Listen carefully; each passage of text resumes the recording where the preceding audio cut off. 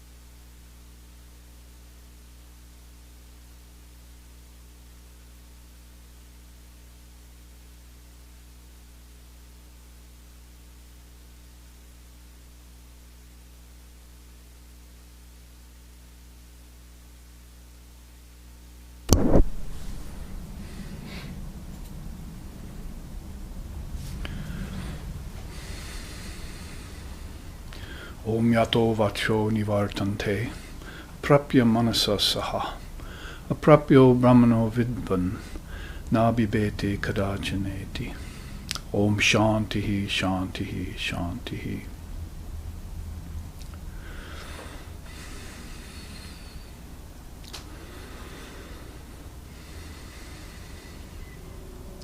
That from which voice and mind fall back in awe, both being unable to reach it. The one who realizes the bliss of that Brahman sheds fear for all time. And so it is. Om peace, peace, peace.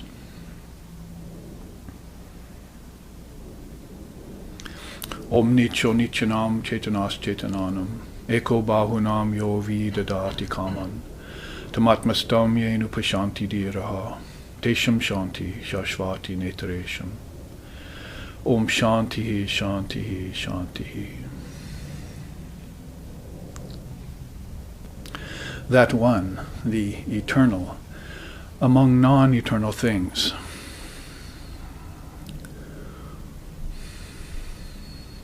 The intelligence of the most intelligent ones, who, though ever one, nevertheless fulfills the desires of the many.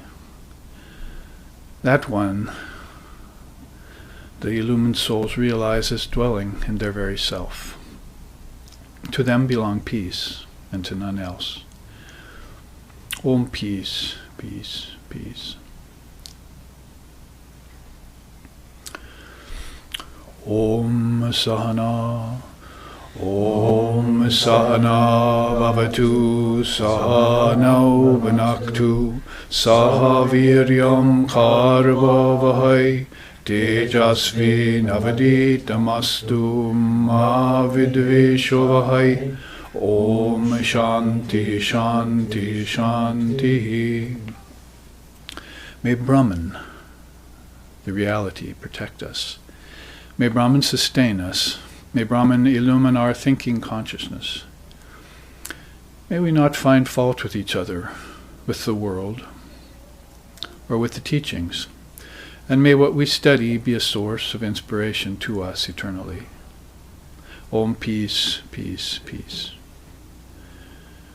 Om peace. May that peace be unto us. May peace be unto all. Om Hari Om.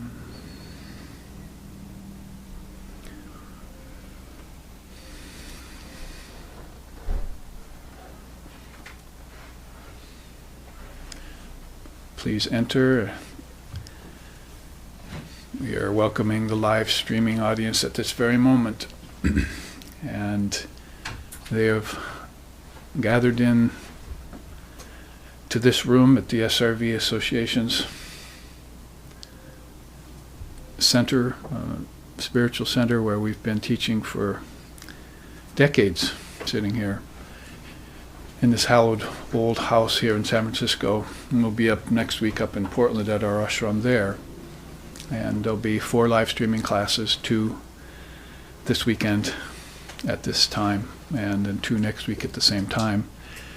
And I'm to think that noble souls are gathered here and tuning in right now, not only via the camera and airwaves, but via their mind waves, which Father of Yoga is very specific about, the vrittis, how the vrittis are. How's your vibration today?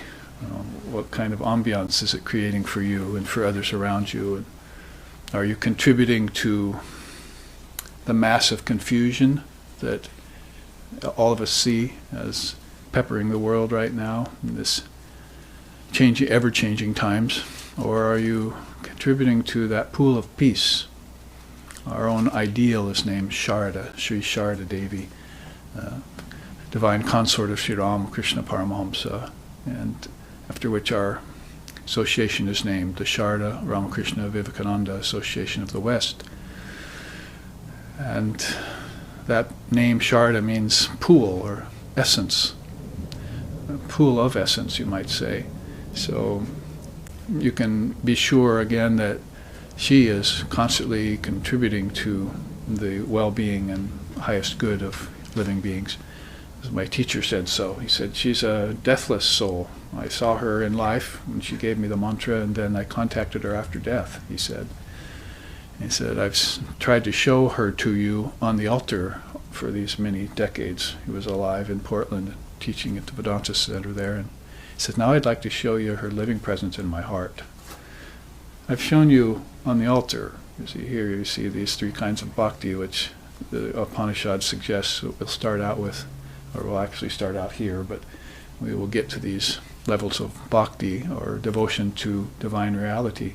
However you see it, I mean, with form, beyond form, combination of both, even neither if you wish. There are plenty of people who don't believe in a specific God, who are still very mature practitioners in their own way, in their own right.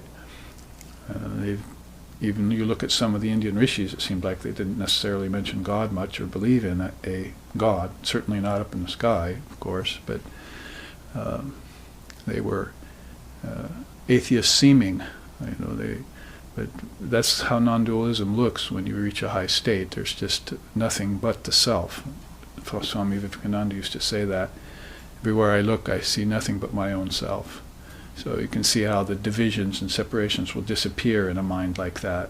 And of course that mind is contributing the highest and best to people's well-being. Rather like an anchor or a refuge, a port in a storm, because people go into Maya and activities and they get overwhelmed. See? So Vedanta is trying to underwhelm you a bit, so you can find your center again. And the more you find it, the more you get practice at keeping it. So that's lighting your torch and keeping it lit. Sometimes it's not so easy to do that out in the world. You can do it on retreat, or maybe even in your own shrine room or at your meditations, feel peace, but then to try and carry it out is a difficult proposition. So that's the practice of equanimity, and that's part and parcel about what this beautiful Upanishad called the Amritabindu Upanishad is talking about. There are several Bindu Upanishads. There's 108 Upanishads in all that are still in existence. There are many more in the cosmic mind that are just haven't been kept in the world, have been lost and so forth. But those several ones that have that specific word Bindu in them, like Teja Bindu and Amrita Bindu, it just means they mean like a drop, or a Bindu is like also a dot that you see will put on, the Indian ladies will put on their head to signify marriage and so forth, or even a tilaka that you would put there to mark yourself as a worshipper of Divine Mother, Shakti worshipper. But it also means just this this drop. So we want a drop of Amrit today. When we read these slokas, each one is a portion of that drop of nectar, Amrit. Rita is one of the ancient words for truth. I don't think I can find another word as ancient and as specific to the task of explaining the word truth than Rita. So whenever you hear that word, it's always in conjunction with this nectar, this ambrosia, the nectar of non-dual truth or non-dual awareness that the Advaitists talk about. And it's quite often associated too here with the third eye or the sixth chakra in the Kundalini system, if you were going to bring that in, Tantra. And so very important, because all the religions of the world, I discovered seven or eight of the different religions of the world all had specific mentions of that point of consciousness, that point of light in the forehead. So it's a very important point, but you don't want to concentrate there yet. See, if you're a beginner or a novice and haven't got some good years of experience under your belt, because you could get very disoriented there. They'd say concentrate here in the heart, because you'll be breaking through these three lower centers of attachment to eating, drinking, sex life, family, pleasures, and so forth. If you can lift your mind off of that with a drop of this nectar, then you can open up this heart chakra. Anahata or Hridayam. It's mentioned here in the fifth sloka of this Upanishad we're about to undertake, in terms of bringing together Jnanam and Dhyanam. Jnanam is wisdom, Dhyanam is meditation. So Jnanam and Dhyanam are two of the four main yogas. Usually we look at action and inaction, and then we look at devotion and knowledge, because those are two sets of the four yogas, and we look at them that way because they seem to run counter to each other, action and inaction. How do you put those together? And then there's devotion or the devotee, and then there's the studious wisdom knower and knowledge. And those two also kind of seem to be, from the outside looking in, the antithesis of one another. One, you go through the path of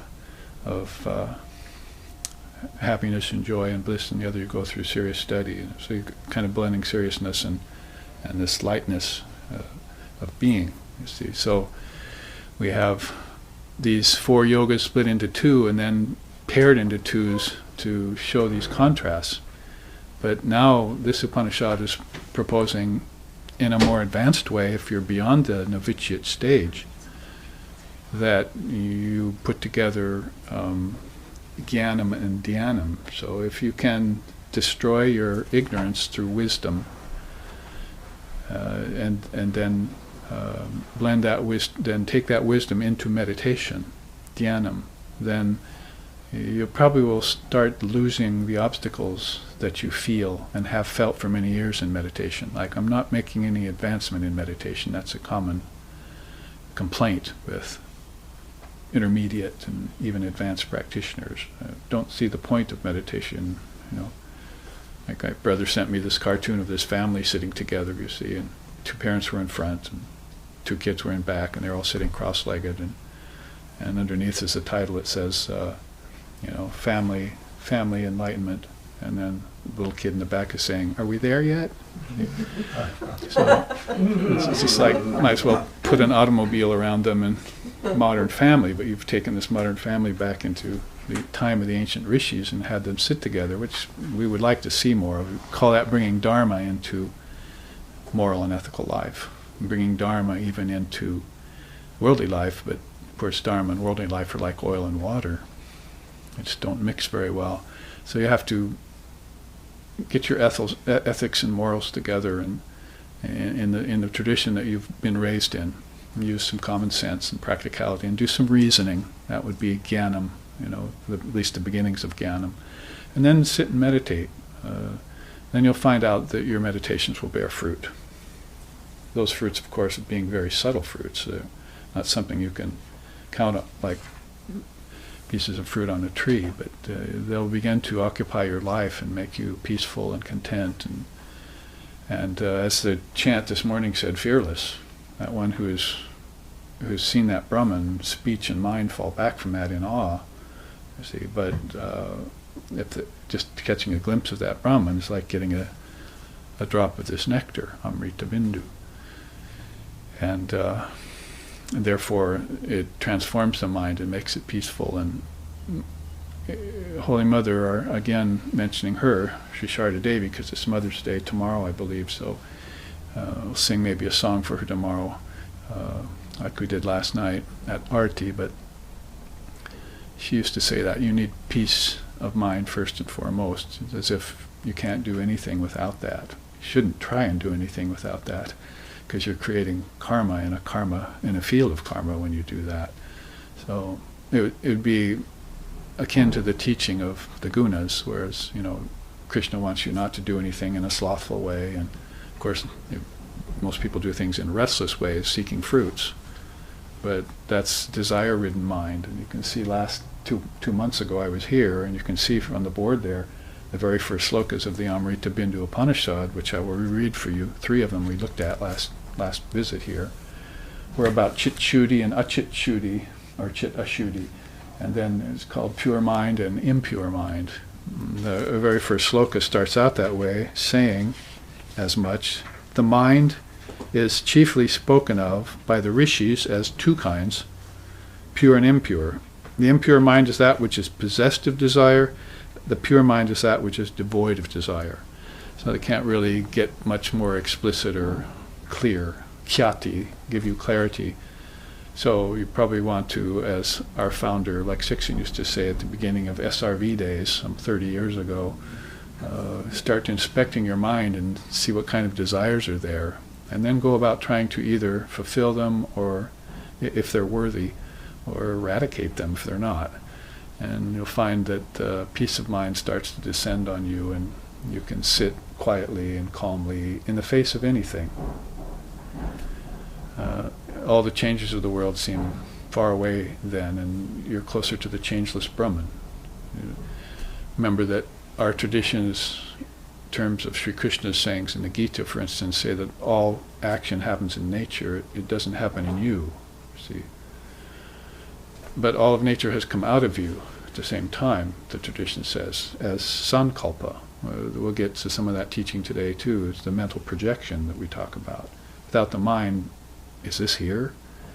Your mind isn't there in deep sleep, and this isn't here for you. And the mind goes away at death, and this isn't here for you. And the mind disappears in samadhi, from all we're told by the great seers, and the world disappears for them. So how real can the world be, you see, when the mind isn't there? So if the mind is there, and it has desires, then that world is erratic and tumultuous and confusing and pleasurable sometimes, painful at other times. But when the mind is made one-pointed, if thine eye be single, as the great Jewish tradition would tell you, then basically you have this equanimity in you. See? And that's what being the great actor, the great enjoyer, and the great renouncer is all about. You're sort of pretending to be in the world. You're pretending to be a body. You're pretending to be an ego. But you know it's all unreal, as Vedanta puts it. Unreal means constantly changing, so you can't build your house on that shifting sand. It doesn't matter really what tradition you look into, Jesus, Buddha, Krishna, or the Vedanta of modern day with Ramakrishna and Swami Vivekananda. They'll say the same thing to you in a little different words. So first, they don't mince words, do they? The very first sloka is like pure, impure, chit shuddhi, chit ashuddhi. Make that division. It's sort of like saying between the real and the unreal, or the divine and the demoniacal, as it says in the Gita in one chapter, or between the essence and the non-essence, practical and the impractical, the centering and the confusing. You can go on naming all sorts of titles for that division that you soon want to lift yourself out of as you practice, as you gain years in the practice. Many of us were 20, 25, 30, or older before we actually were born. Because in our tradition, they ask you, when were you born? And you think back to the time when your guru gave you the mantra. And that was year one. That was your first breath when you got the mantra. So you may have lived 20, 25, 30, 40 earth years before you were even born spiritually.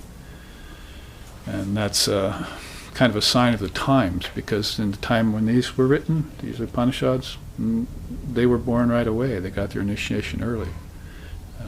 They were born into families of people who were initiated by their gurus. So they were never wandering far from the center. You see, they were never at odds or without some sort of method or tools to keep themselves centered in a world of embodiment like this. See, which is all its vicissitudes and vagaries, they say. So in that regard, then, they stayed close to the spiritual family and their lineage, and they stayed close to the scriptures, and they stayed close to Jnanam and Dhyanam, and their actions reflected that, and their works reflected that. As you don't see them talking about anything in here in these pages of the 108 Upanishads, but the relationship between the jiva and Shiva, or between the individual, the apparently individualized soul and the supreme soul. That's all, the whole topic is right there. As long as that relationship is known, then you can find your place in spiritual life. If it's not known, then you wander in the three worlds. And that's a paraphrase right out of the Upanishads. The three worlds are waking, dreaming, and deep sleep.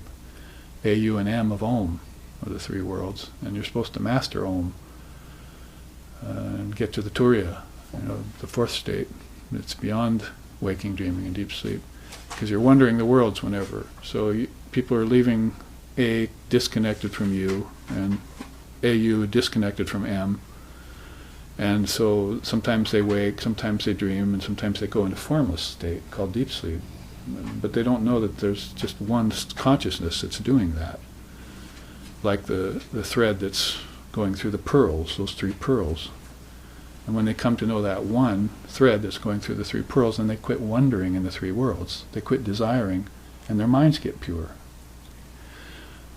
We were talking the other day about Lord Brahma, the creator or projector God of the Trinity. He must have a whole stockhouse or storehouse full of minds that he lends out to people, you see. So you come to him, and it's like self-storage, right? So he goes back into his big, big hallway there, his big storage unit. So I see, where do you want to go? What realm? Well, then you'll need this kind of mind. And say, well, can I have a better mind than that to enjoy that world better? No, you're not qualified yet for that. You live a few more lifetimes and come back, I'll give you a better mind to go with, you see. So you see people being born with all sorts of minds in this world, and some of them very under-equipped, to deal with what's here. And they fall afoul of the world right away and suffer and make others suffer, sometimes horribly so. All of that's unreal. It's not the point of Vedanta or Buddhism or any true non-dual religion to think about Maya and all the sufferings. And they just want to make sure that you know that that's the road along which billions of souls are traveling, and they don't have to be traveling that road. That's called samsara pragbara. And there's another road running right next to it, going the opposite direction, called Kaivalya Pragbara. And samsara means thousands of souls, billions probably, running into these three worlds with the A and U and M disconnected, having their experiences and based on desires and never being able to fulfill them there because they haven't connected their consciousness yet to divine reality. They went off in some journey, without their MasterCard or something. Don't leave home without it. So that stream flowing towards Kaivalya means ultimate freedom. Kaivalya means isolating yourself from everything, including the mind. And that's where a pure mind comes in. Sri Ramakrishna said, pure mind is God. So he was trying to get us to see that enlightenment just isn't a matter of going away from things, it's a matter of seeing everything. First there's a stage where you go away from it, and because you're attached to it, so you have to, it's like leeches, how can I get those off me? You see, it's no fun. Then once you're free of them and you see what they are, then you're able to move about unencumbered by such energy suckers. You see, your prana, sucking your prana and so forth, and now you have everything contained back inside of you. You're self-contained. See, and you can choose which mind you want to embody with again next time, or choose not to embody. Fairly certain that beings like Jesus and Buddha probably never will come back, and never did come back again. That's a very good possibility, because they themselves in life intimated as much. Buddha said, have no hope for me for the worlds forevermore. I'm gone and gone forever. These are called Videhamuktis, who come in, take one look at life, give what they can to the people who are caught there, like in their own spider webs, and then withdraw and say, well, here's the teachings, now get yourself free. Because Lord Buddha also said that these are great souls, these free souls that come to you, and they'll help you get free, but you have to do the work, he said. No soul can free you. I know that from being a teacher myself, sharing the Dharma, is that people come with impossible expectations, and you can show them the way, but they have to do it themselves. Should it be any other way? And then all sorts of spurious gurus coming to the West and so forth, like we sent to the East. We also sent spurious teachers to the East of religion, and they weren't enlightened yet. See, and they didn't know what they were doing, and so they were giving skewed information about God and about reality, about openness and open-mindedness and universality that should be there. It was always there in Christ and in Buddha. So they insist that you have to do this work yourself, and there will be one lifetime in which you accomplish that work and get free. It's called Jivan Mukta in my tradition, and Bodhisattva in Buddhism. So it's noted amongst the seers of different religions.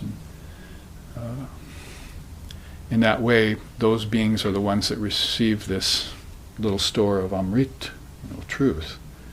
And with just a drop of that, they can introduce you to spiritual life, and you can get yourself free.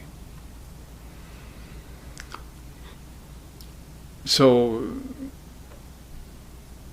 I just said that there's not a lot of harping and hemming and hawing around Maya and suffering and so forth that goes on in the higher fields of Vedanta and Buddhism and so forth. They speak mostly about the Dharma teachings. That's where their mind is.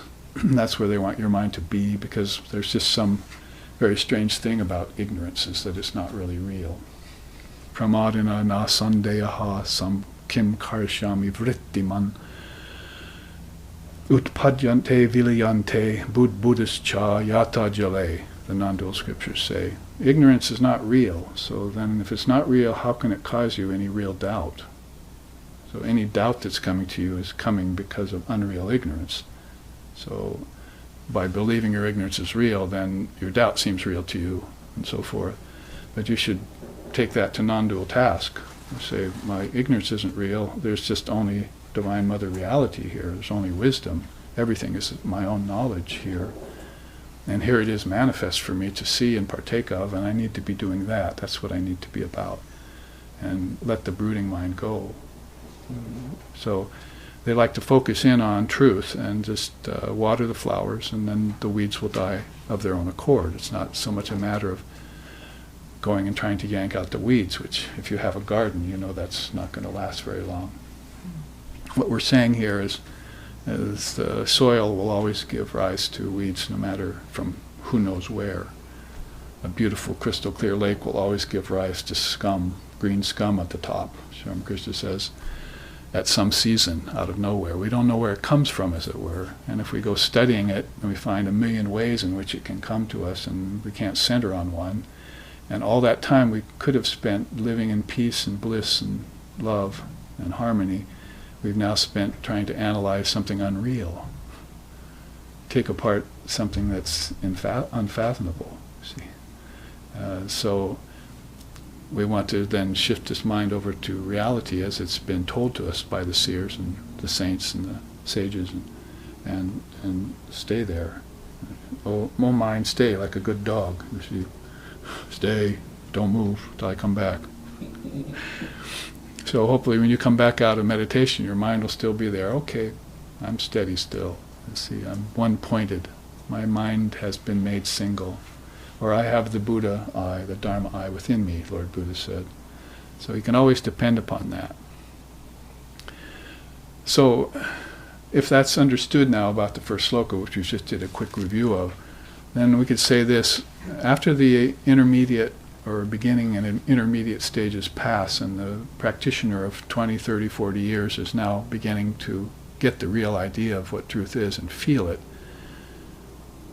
palpably inside of heart and mind, then there arises some questions of a different kind, and that's where we jump into here. It probably can be said that if you want to put it in Vedantic style, Shankarite Vedanta, let's say, then he would tell you that there's these karmas that rise, and if you can dissolve these karmas from past lifetimes and then not create any new karma in the present, for future karma, then you'll get rid of those three kinds of karma that brought you here, but you'll never be able to get rid of the karma by which you came here. You see, that's already an arrow shot from the bow. So your body's here, you're here. You might be enlightened even, or you might be through with the worlds, or you might be perfectly content and fulfilled with nothing else to gain and just happy as a lark. But then the question starts to arise, what do I do with my time? What's the best thing I can do with my time? And that's where this teaching of the great actor, the great enjoyer, and the great renouncer comes forward, as told by Paramashiva to Lord Bringa, who went looking for Shiva to answer that question. He had attained everything, Bringu had attained everything in his life, and he began to think this way. He said, well, what can I do to benefit others? I have everything I want, and I've got this time going on. In Shankar's way of speaking, it's that perfect pot that still spins on the potter's wheel after the potter's done and walks away, because he had it spinning to shape it perfectly. And when he doesn't see any more angularities, and it's still spinning like a candle in a windless place, then that's perfect now, I can go and let it dry. So, but it still goes on spinning long after the potter walks away. So the implication of that is you've still got this prarabdha karma, they call it, the karma of this life that can't be taken back. And questions have been asked about that, like in both positive and negative form, like who was it that sinned that the man was born blind, is the Christian version of that teaching. And Jesus said, they said, was it the parents or was it the child that sinned? And Christ said, neither. He's basically referring to the fact that this blind person is living out the karma of his past lifetime, that's all. So there's no one to praise and no one to blame. It's just a matter of happening. It's happenstance in Maya, and if you don't like the fact that the man was blind or that you went blind, then you should probably examine Maya and retreat from it so that won't happen to you. No more happenstance. You'll have a different stance. You'll have a non-dual stance instead of happenstance. So, so in Vedantic tradition, that's that pot that's perfected and still spinning. So you're fine in your life. You've got the teachings, you've got your guru, you've got your mantra, you've got the 4 yogas, you've heard the Vedanta, you've heard what the Buddha said, the 4 Noble Truths. All of this is there and you're perfectly fine with it, and you're living a life of equanimity, basically. But now what do I do with my time? And so that's a very subtle question that got asked by illumined souls, or souls who were, you might say, on the cusp of getting illumined. Because we know that if a person actually starts to have non-dual experience, they tend to disappear. Not like a an aged person with a dull mind who disappears into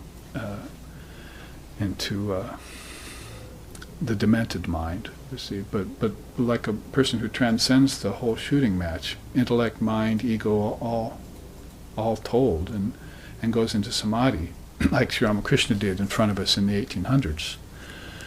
It's one of the beautiful things about his manifestation. They call him the avatar of Mother Kali.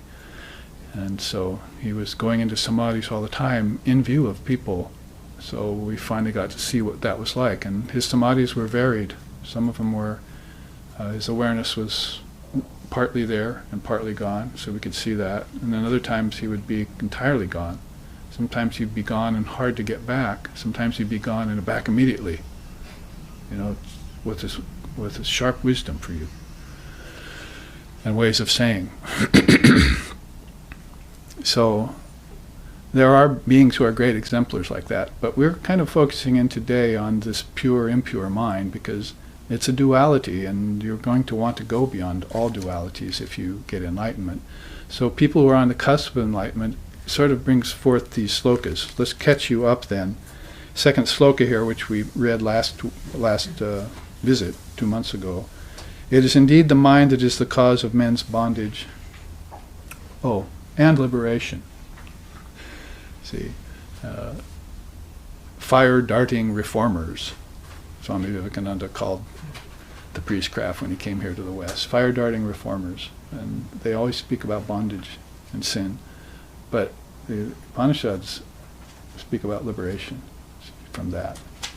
Not that didn't start off on the premise that you were a sinner. It started off on the premise that you were divine and that you entered the world of sin. Sri Ramakrishna said it was sort of like wearing white clothes when you came into a furnace room. Good luck with that, you see. Good luck keeping them white. You might be very, very moral and ethical and even spiritual, but you'll look down one day and see your cuffs have gotten a little coal marks on them, you see. So money is one of those coal marks. You have to deal with money. So it's going to leave a mark on everyone who handles it. Doesn't matter who. So that's why some people just don't handle it. Monks. They don't want the botheration of it or the flavor of it, you see, the smell of it around them. Sri Ramakrishna used to say, money is like a mirror that reflects objects that are near it. You see? So if a mirror sitting here, and they can see Amritabindu over there, and you can see Babaji over there, reflects things. So your mind is like that mirror, and money is like those objects, always getting reflected in your mind. So you can't think of anything but that. Does it sound familiar to everyone who loves money and who hates money, both, or who is trying to be careful of how they use their goods and resources and funds? So in that case, then,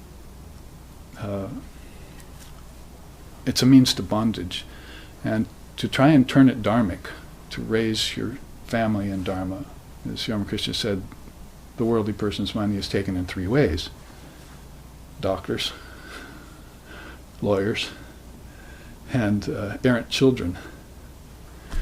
So those 3 things you're going to have to watch out for. Doctors, why? Because you're not eating right.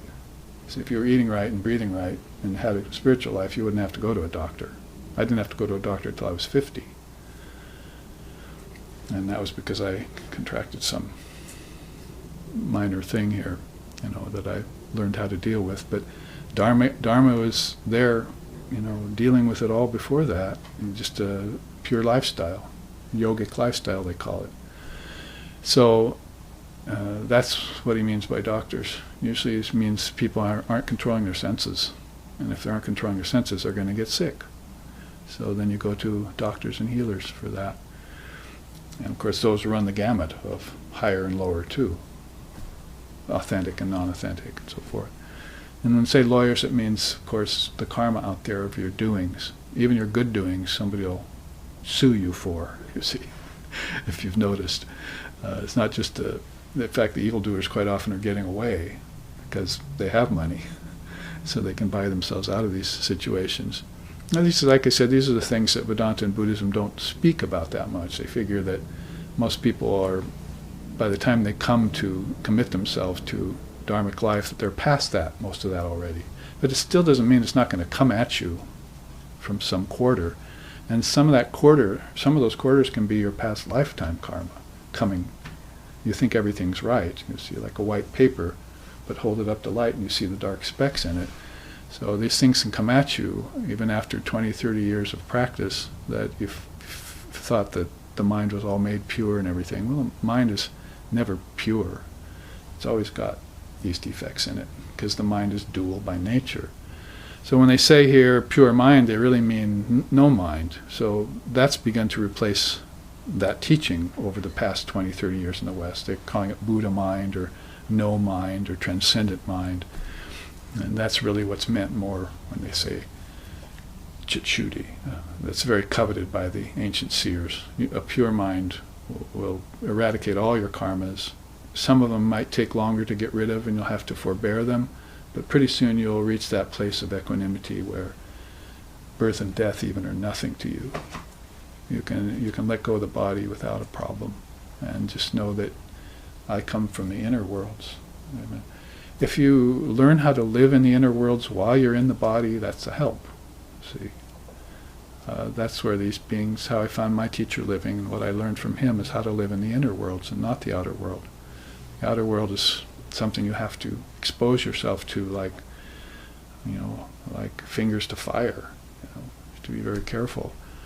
But the inner world is something that your mind just adheres to, as it were, almost drifts to it when you hear the teachings, and you're considering inward things all the time, so you just stay there. And you still look like everyone else, and move like everyone else, and act like everyone else, but inside it's all different. So you're actually living inside, not outside. And that's why Sri Ramakrishna used to say about Swami Vivekananda, his eyes always have that far away look, even when he was a teenager. Far away look, like he's looking at God, or looking inward instead of outward. Hair was tousled and clothes a little unkempt, and he was just like Naren, that is, Narendra, the future Swami Vivekananda. So, like a mother bird hatching her eggs, he looks like that, Sri Ramakrishna said. Well, so like sitting on her eggs, just kind of brooding and looking, and so toward the inner worlds, as we're saying here. So, doctors, lawyers, and then of course errant children that don't care for you and take your money and put you away in an old folks home or whatever that goes on out there. Instead of taking the responsibility to take care of them as the way they took care of you. And of course that's going to depend on the family you're born into and the circumstances. Don't forget the exceptions, like beings who, like Jesus, even left his family at a young age, and he had a good family. But there are these souls who have to be about their Father's business, so you can't gauge them or judge them by the same standard that you apply to yourself or to others. In that way, all men are not created equal.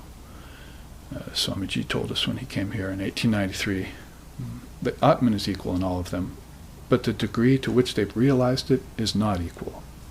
And if you understand that, it really saves you a lot of confusion, or it saves you from turning God into a judge, for instance, which is a problem, you see. There's no God judging you and no devil out to get you. There's just the great self, Vivekananda said.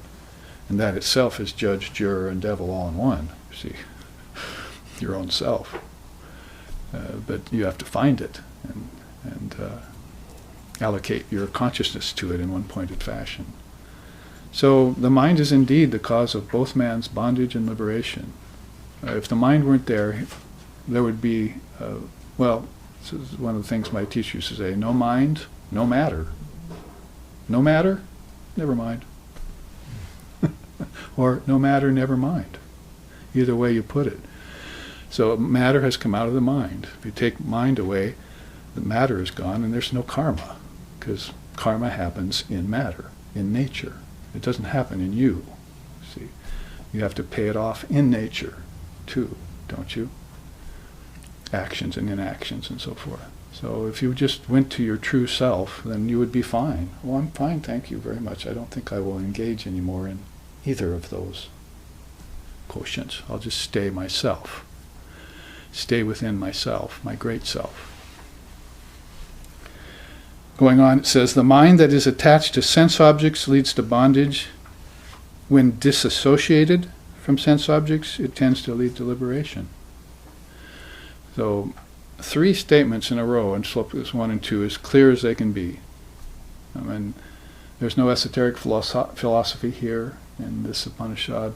Nothing dense or complex or abstruse. It just pretty much states about the division of the mind and then the effects of the division of the mind, and how you immediately gives you the clue of how you can retrieve yourself if you've fallen into dual mind and be one-pointed again.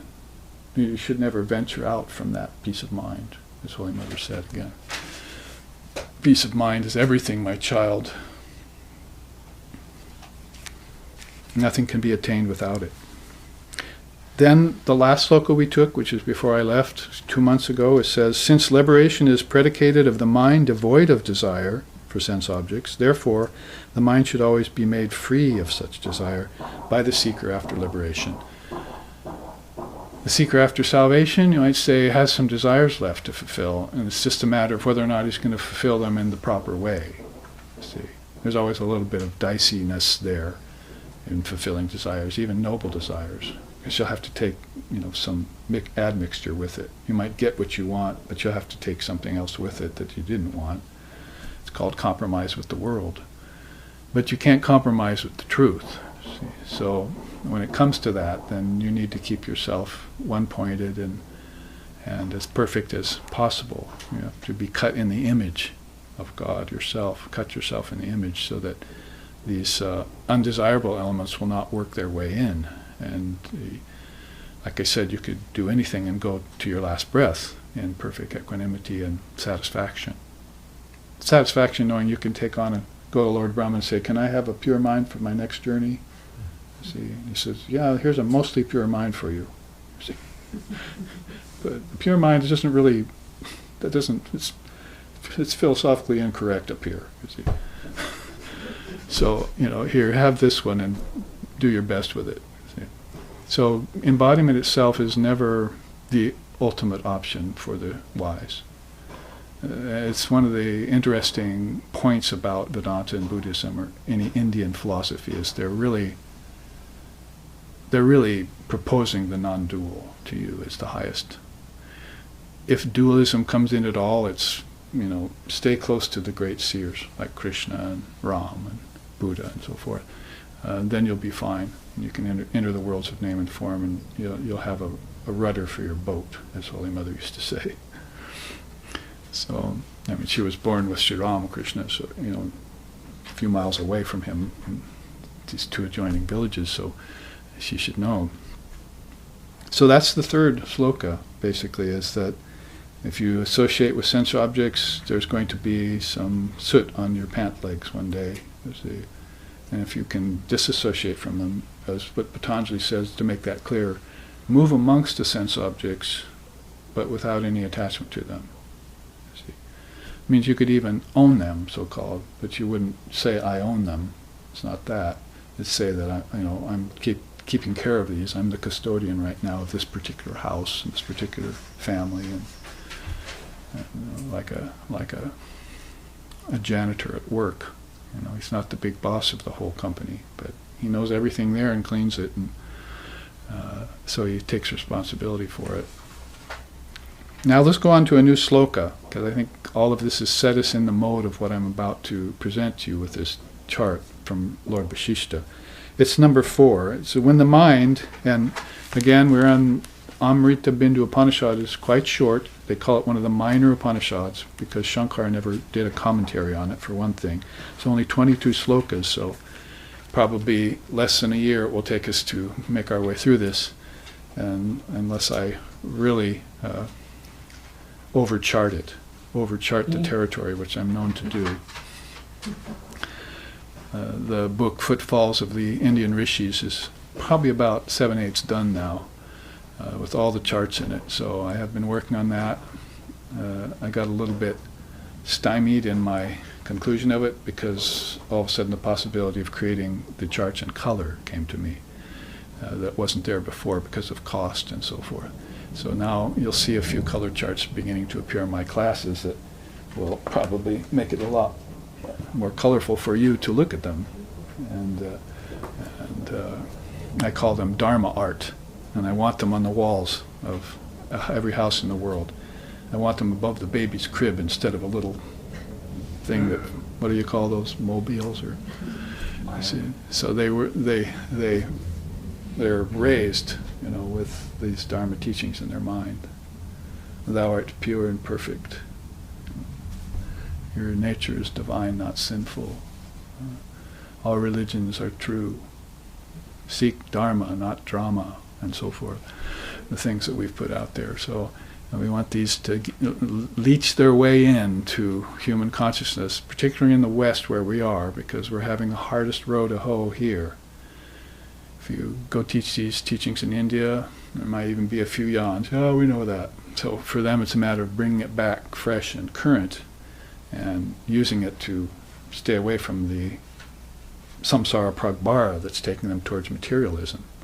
Saw that in India on my recent trip. People flowing toward that materialistic ideal. Unmindful, even. But here in the West, it's a matter of introducing it anew, as it were, to souls who may have had European lifetimes for hundreds of years, and the Dharma from the East may not have reached them yet, or if it had reached them, they hadn't contemplated it very deeply, but we stand behind it. I know our founder, Lex Hickson, and myself stand behind this Dharma 100%. We agreed when he was in the body that this was the only solution to the problems of the world, was the Dharma. Because enlightenment isn't a solution of the world. Enlightenment's a state already at hand, and you've just fallen out of it, as it were. So to get yourself back into it, money, offspring, as the Upanishads say, and 100,000 acts in the world, good or bad or charitable or not, will not get you enlightenment, they state again and again. It's going to have to come down to the fact that you must lift the mind out of its impure nature, desire for objects and so forth, and return it to its pure. It's not that you render it pure, you return it to its originally pure state. That's enlightenment that's always at hand, and that you need to, unfortunately, though, you do some practice for that. It's funny, Swamini Svatmavidyananda, I heard somebody say the other day, said, yeah, you have to do sadhana, but the thing is that sadhana is in Maya too, you see. That very practice that you do is also, you're borrowing things in Maya to do it with. So it would be more of maybe transferring Maya or transforming Maya from Maya to Mahamaya. That is, well, who's the founder of this Maya? That's the great enchantress herself. Maybe I should shift my attention from all this phenomena and paraphernalia. Phenomena and paraphernalia, that's good. And shift it over to absolute consciousness, you see, which is the mother's own intelligence and wisdom, and meditate on her and propitiate her, dwell upon her, and do what she says in the scriptures through her seers. And then maybe everything will right itself. You keep the boat in the water, you never let water in the boat, as Krishna said. So you need to learn to do that. Maybe that's the penultimate purpose for being in life, that people can be tested in how much they know about themselves. See, oh, I know myself very well, you say to Vishnu one day. Vishnu says, well, I don't know about that, let's test that. I want you to go down to earth, you see, actually out to earth from inside, and you're going to take on a body there. See Lord Brahma on your way out to get a mind. See? And then when you find yourself on earth, let's see how well you do. And then come back and report to me after, you see. If you remember. Yeah, if you even remember. What happened to me just now? You just had a lifetime on earth. But, yeah, there's some brevity and lightheartedness about it, but the seriousness of it is there too, as we said. Jnanam and Dhyanam as compared to karma and bhakti, all of them should be done in a masterful way. And it's a kind of mental perspective you hold that can help you manage that. See, there are all sorts of applications on your computer now that help you manage everything that you do. See, so you need one of those in your life. See, a God application. See, helps you manage every little thing, all the things that you're doing. You know, instead of writing blogs, you'll be writing God blogs. See, and things like this will come to you, and it'll all be in order. Let's take a new sloka then, which is number 4. When the mind with its attachment for sense objects is annihilated and fully controlled within the heart, and thus realizes its own essence, then that supreme state is gained. That supreme state, according to this commentator here, is I am He, I am Brahman. So it's a Mahavakya that is they jump to right away. But for that's what I was just saying. We're looking at a cross section of people who are courting enlightenment, or let's say courting peace of mind, truncating their desires, coming to an evener state of mind in old age and at the time of so-called death. You see, it hasn't come upon the young yet, but they will have to consider this, and the earlier they do and the quicker they master those kinds of things, the better for them. Which is why you meditate after, at 5 in the morning. Get up, and I actually did that this morning and recalled this beautiful dream of Swami Sheshananda, my teacher, talking to me for about an hour. And I remembered the conversation, some of it. I remember his eyes and how they even turned godlike and scared me. And he wanted to impress something on me and then returned kind of to his normal. And so this was like a dream I had last night that when I immediately woke up, wasn't there in my mind, went down to meditate in the shrine and came rushing back, you see. And it was beautiful. I mean, there are silly dreams people have, and that's because you just came out of deep sleep, which was formless, and you came into the higher echelon of dream consciousness, the U of M, remember? You came into that, and beings, you were there in the company of beings. You were walking the sky, as Lord Vashishta says, with beings who think very highly all the time, and you had to come through that out of deep sleep. How much did you remember of those worlds as you passed through them, as your soul, transmigrating, passed through them in its 24-hour cycle of waking, dreaming, deep sleep? But then you hit this area called the 1,000 imbecilities of the mind. It's also Swami Nityananda coined that phrase, and that's where people of a very gross-minded nature are dreaming. See, they're dreaming money, they're dreaming lawsuits, they're dreaming ill health, they're dreaming hopes and fears, and the inability to fulfill them, and so forth. And so you hit that like cement, like jumping off a bridge into water from very high heights. It's like hitting cement. So you had to go through that to get back into your body, see. So you forget what you experienced. So you need to penetrate through that, right, in your meditation, to recall what you experienced in a higher level of consciousness, because you're still transmigrating. Now, when I mention beings who live in this high state of mind in the inner worlds, they don't really have to go through that. See, they awaken, they sleep, and they dream, and they pass out of form and back into form, all at a higher level of consciousness. So that's something to be considered. They move less and less. Like the Jains, the religion called Jainism. The Jains, one of their vows is that they will not move outside their own yard if they can help it.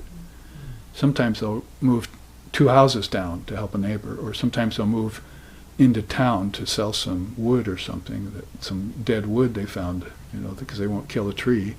So they're very, very economical in everything they do, space-wise, and they know if they go outside they're going to step on bugs and maybe hit a kid with a motorcycle, or somebody was telling me about that yesterday.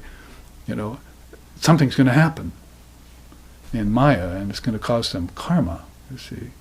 And they're very, very careful. Call that mindlessness, call it mindfulness to the extreme.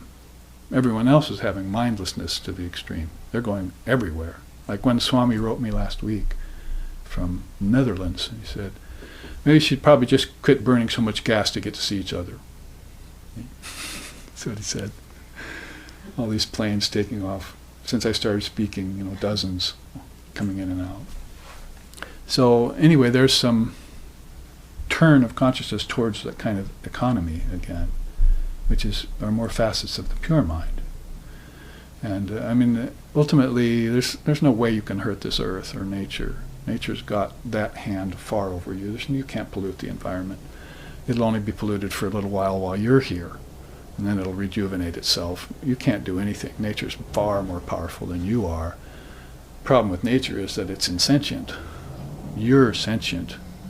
So if you project nature out of yourself and get into it and pollute it, then you've got the karma for doing that, and you take that with you into your next lifetime.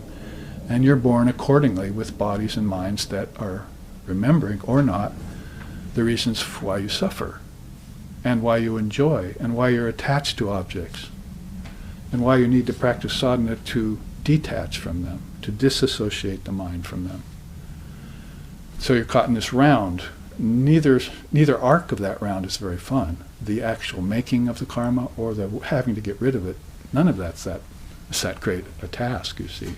But it must be done once you've fallen into a cycle. Until, like I just described, you're out of cycles. You're just in one place all the time, like I met my teacher. And there's no choices in life anymore.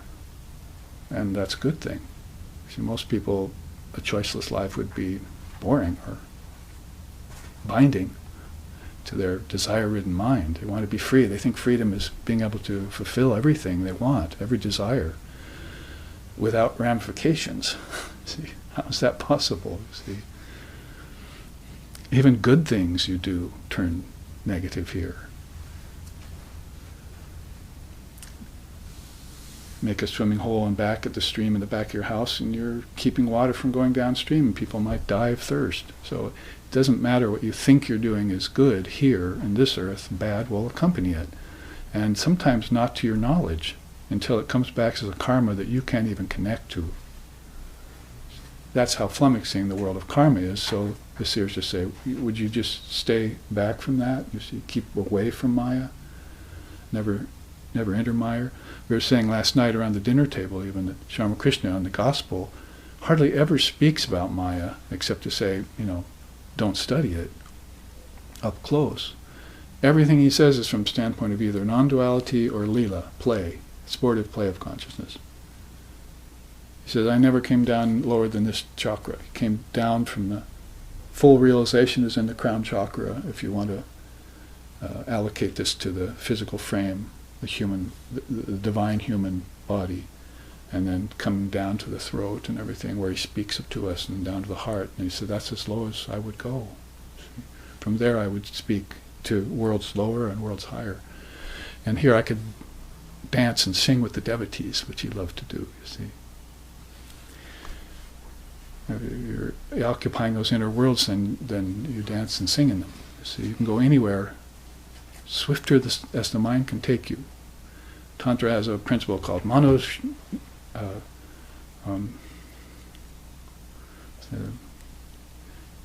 forget the term in Sanskrit, but it's one of the 7 victories. What is it? Manojavitvam? It's pretty close. Manojavitvam means the speed of the mind anyway. And so the mind is going, can go with speeds, of course, much faster than light and sound. It can place itself in a world inside, just like that, just like you do in dream. But if you're doing this in full consciousness, then it's the adventure of consciousness that you're into, not the dangers of consciousness and the effects of consciousness that come back from doing this. So the mind has that kind of facility and ability, but you're going to have to, let's say, believe in inner worlds first, the kingdoms of heaven within. You're going to have to actually entertain the notion at first that they exist and that you visit them and that they're actual, not figments of your imagination like your Western society has tried to tell you, convince you. The masters of consciousness say differently, and that's their field, consciousness, and not physical world alone, or some emotional body or something you have, but the actual fields of consciousness within. So what did we just say? When it gets realized and controlled in the heart, then the supreme state is gained. So let me tell you a story before you go to bed. Tell me a story, tell me a story. You know that song from your childhood? No? Promised me, said you would. Gotta give in so I'll be good. So I'm going to tell you a story here about the great actor, the great enjoyer, the great renouncer. I'll just read a paragraph or two because it's in the Yoga Vishishta, which is of course a wonderful scripture of so many different implications. It's non-dual at its base, but it courts qualified non-dualism and dualism in the highest and best way by this hoary old yogi, seer named Vashishta, who was one of the mind-born children of Lord Brahma. One of those, probably got a better collection of minds from Lord Brahma to manifest with when he went to his father. So, to jump to the chase, which is this chart, so we can look at it. Of course, the setting is that young Ram is in his teenage years. He's an avatar, but nobody in the world knows it except 12 people. 12 seers know that he's an avatar, and he's not yet into his full-blown avatarhood like he was when he met Sita and Hanuman and so forth. So he's in the early part of his stage of his life, a son of King Dasaratha, just like Lord Buddha was the son of King Sakya, the Sakya clan. So they were thousands of years apart, but very, very close. And two examples of these great souls who are born with riches rather than, say, in a manger or without anything. These souls will determine their birth and take birth according to the needs of the time and what they need to teach and their mission and so forth. So he's gone on pilgrimage with his brothers and half-brothers and saw suffering and came back a totally changed young man, and he's now not any more happy and joyous and making everyone laugh and so forth. He's very somber, very quiet, and always staying alone. So his father, King Dasaratha, tells Lord Vashishta, would you go see what's wrong with my son? Well, the apple of my eye is not shining right now. He seems very dull and morose. And see what's up with him. So Vashishta and Ram have a series of meetings, which is the stories that Vashishta tells Ram in this book. This is just a tiny little portion. If I had to put it into English, the entire Yoga Vashishta, it would be volumes sitting here. See, and so this is call it a quintessential Yoga Vashishta, slimmed down to those stories which I think will have the greatest impact upon us as moderns, and we'll be able to get the deepest meaning out of it and return to these times in our mind with the speed of the mind, mano javitvam, with the speed of the mind, and be able to see that all of time is really existing here and now in one moment, called the eternal moment. It's not spread out in history like Maya makes it seem to be. It's all right here in this moment. And the mind that sees that knows everything. It's called omniscience and so forth. Third eye is also all-seeing, you see. So it's a state of consciousness you come to and remain at, hopefully. First you get glimpses, and later on you're able to stay there more often. Like Sri Ramakrishna, only coming down here to dance and sing and to speak, but basically he said, my mind's like a hot air balloon with all the sandbags cut off, he said. See, it always wants to go inward to these non-dual climbs, his higher awareness. So, jump to the chase, as I said, Vashishta is teaching Ram, and he says, I wonder in all this rush of haphazard expression and roiling activity, is it a manifestation or an infestation? I'll tell you, noble prince with the lotus eyes, stated the great luminary, when mentation with all its facets is engaged in, devoid of awareness, stripped of the knowledge of the self, called Atmagyan, then it can be said that the universe in space and time rises out of ignorance. However, if the true nature of all things is known prior to engagement with life and body, and living in the three worlds, the entire affair becomes nothing other than Brahman. So he makes right away distinction between consciousness that's, as this Upanishad told us, devoid of design and desire, or occupied by design and desire. That's a nice phrase that Krishna uses in the Gita. The mind that's stripped of design and desire. It doesn't have any designs for anything, and it has no desire for anything. It just stays in its pure non-dual state, content and happy and well-informed as to the nature of reality. It is much like a case of covering one's hands with coconut oil before opening the sticky jackfruit, so the sap will not adhere to your skin. So it wants you to be careful when you get into embodiment in the world. Sri Ramakrishna used that adage too. Cover your hands with the oil of the oil of coconut, and then break open the jackfruit, because the sap will stick to your skin. Like if you ever used super glue, so you've gotten a little on your hands. It takes a while for that to come off. The world is like that. So that oil smeared first is discrimination between Brahman and the world.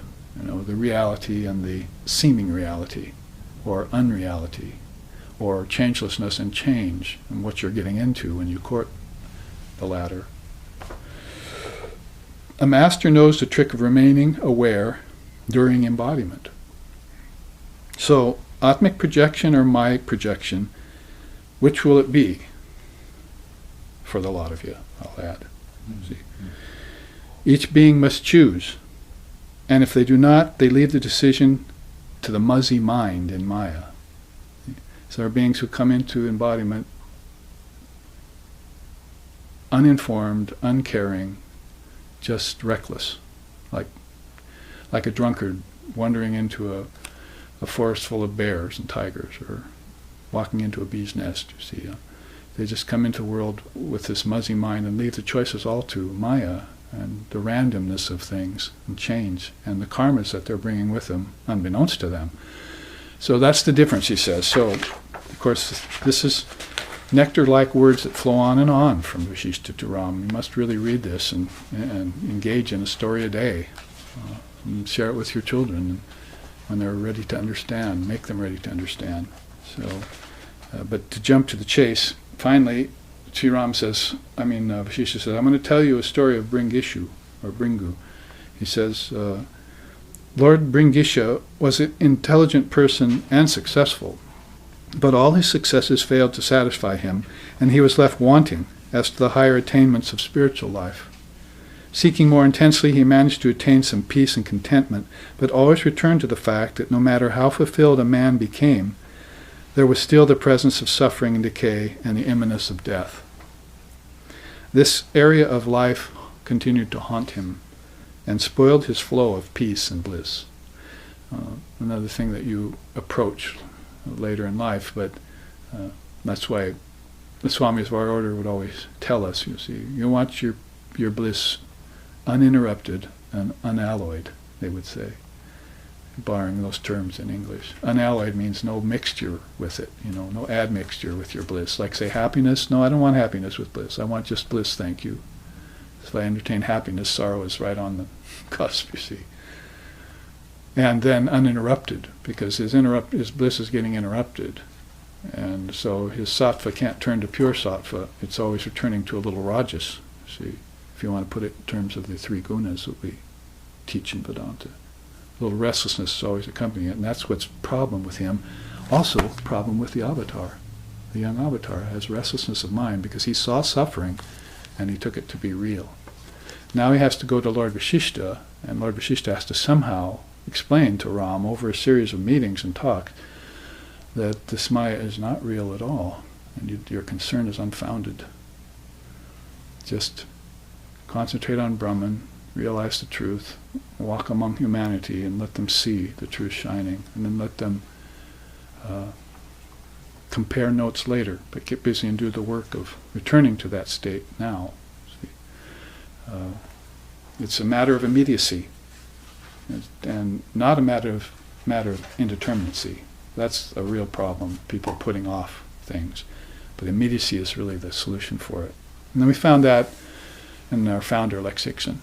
She found that he was just always well decided and ready for everything and positive about everything that happened. Didn't matter what it was itself, positive or negative. He was ready to handle it and to gain success over it. So Ringishu decided to go on a trip. I'll put it to you quickly without reading it. He wanted to go find Shiva. Shiva can satisfy this. Paramashiva in the Himalayas. I'll go find him. So he went. Next few paragraphs about that. So he found Shiva and he said, "Kindly tell me the meaning of these words which you speak about the great actor, the great enjoyer, and the great renouncer. What are the characteristics of these?" And Shiva says, "The great actor who, in spite of his knowing the emptiness and illusory nature of the ego, and who is free from all false ideation and identification, nevertheless uses his small I to accomplish work dharmically and for the highest good of all beings." It's a quick description of the great actor. The great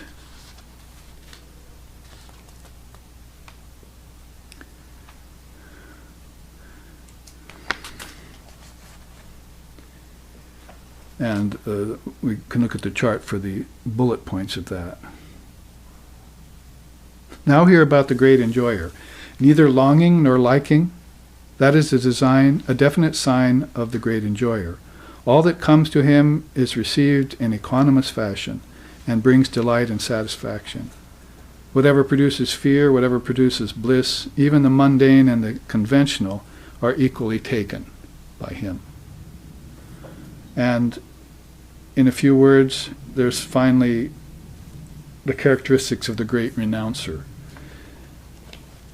What more to say about this inestimable one, O Rishi, other than Dharma and Adharma are both far beneath him. All visible signs of Maya lie far from him. Desire and doubt have run away, far distant from him. The highest scriptures speak of that one as having gained complete freedom from sankalpa, projections of the mind, and binding actions of the body. He only perceives the non-dual Brahman at all times. All beings then bow to him. So I think we have enough time, 5 minutes or so more, to look at the bullet points of these three.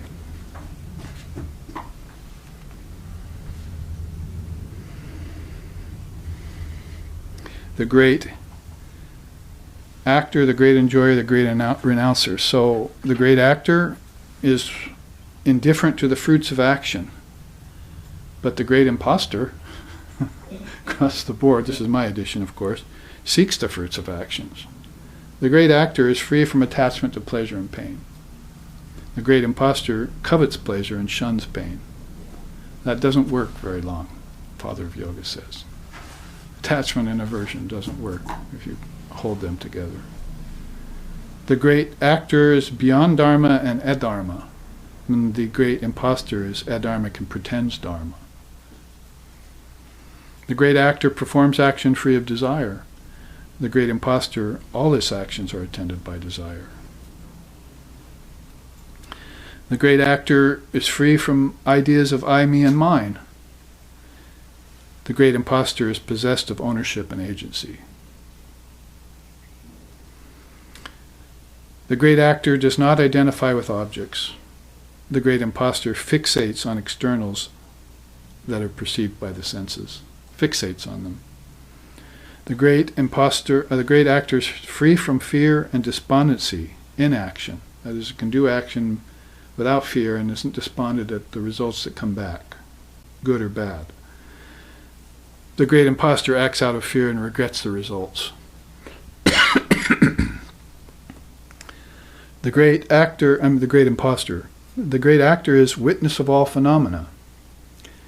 The great imposter is always egotistically involved. The ego is always coloring everything or tainting everything it does. The great actor is possessed of equal vision. As we said, the great imposter has a scattered, unfocused mind.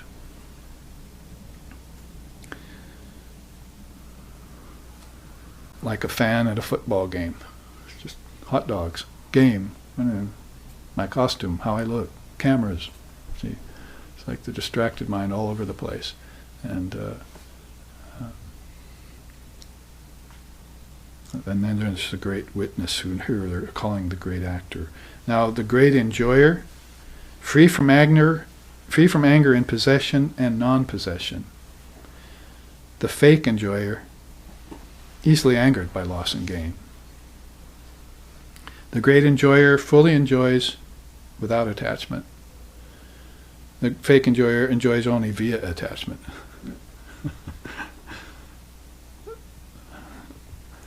The great enjoyer is always steady amidst transitory things and conditions, but the fake enjoyer is unstable in relativity. Like a drop of water on a lotus leaf, they say. The great enjoyer is same-sided in death, dotage, and adversity. The fake enjoyer negatively affected by death and adversity. The great enjoyer associates with virtuous and vicious without judgment. Sees the same in all, as Krishna says in the Gita. The fake enjoyer finds fault everywhere, even with the holy.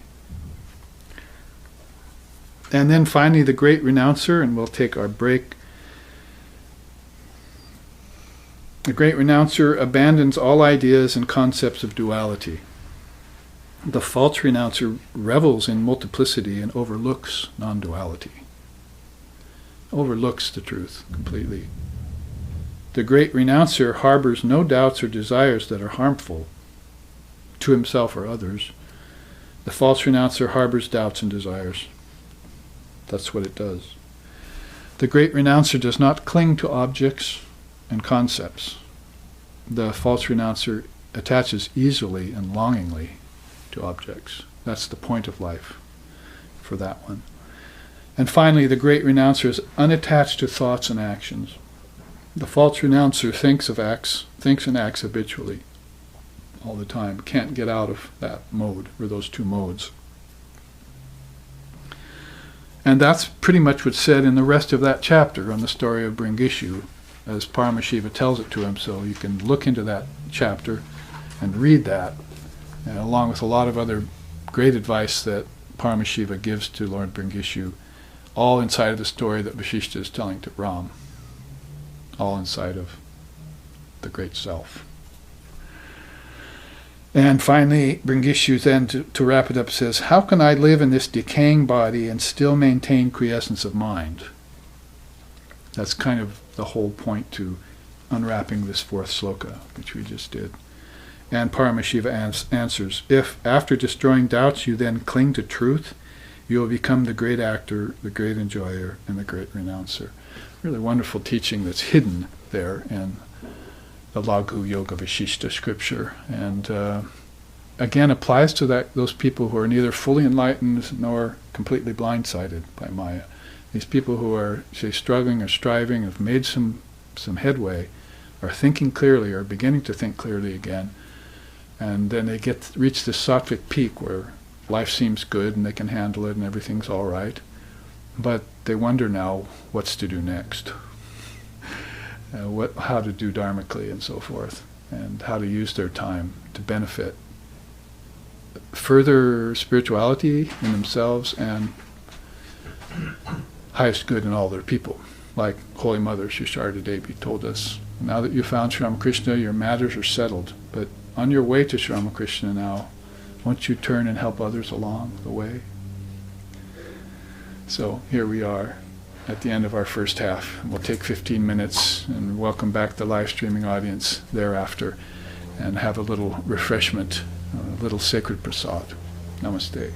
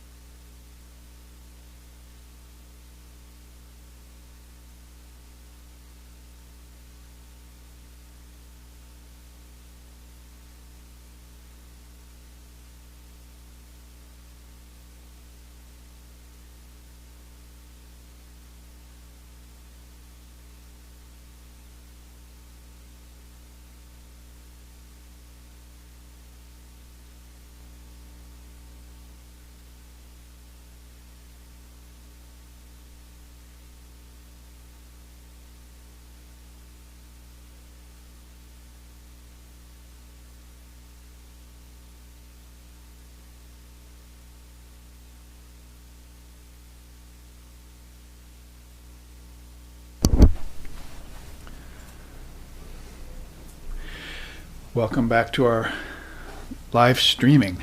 That's audience that we know are there because we counted the number of computers watching at the break. And these underground waters of Vedanta, as we were just saying, we want to bring them more to the surface as often as we can, because it'll bring back peace of mind or balance of mind if the mind has wavered or fallen into temporary zones of imbalance. And so live streaming is a very spiritual term, I think. I like it because the stream of consciousness is talked about in both Vedanta and in Buddhism and Sufism too, the stream of consciousness flowing. And ancient India talked about that, and stream of consciousness flowing towards restlessness and bondage and many lifetimes, and a stream of consciousness flowing back to its source. And so there are these souls that are born once and see what is here and then return to the source and never come back again. We even have intimations of that about Swami Vivekananda, that he hadn't been here for 1,000 years. And Holy Mother said, Naren, meaning Swami Vivekananda, Narendra, is a soul that sits in meditation for 700 years at a time, completely indrawn, she said. So she knew him as that kind of soul that would meditate in a non-dual sense, but still keep a subtle body for the world, like as if to be a sun shining from a distance kind of metaphor. And so, and he himself used to say, I'll come back, take 1,000 lifetimes if I can even help one person out of bondage. So he was, that kind of vow was in him. And at the same time, he's not of this earth, and he's not interested in this earth. Holy Mother too, Swami Sheshananda said, she's just not interested in this earth at all. She's interested in you. So they made those distinctions, and as if they were done with all the tedious and conventional and nominal, the glitters of the world, and completely over it, and very much now into saving souls from their own mental projection, if you want to call it that.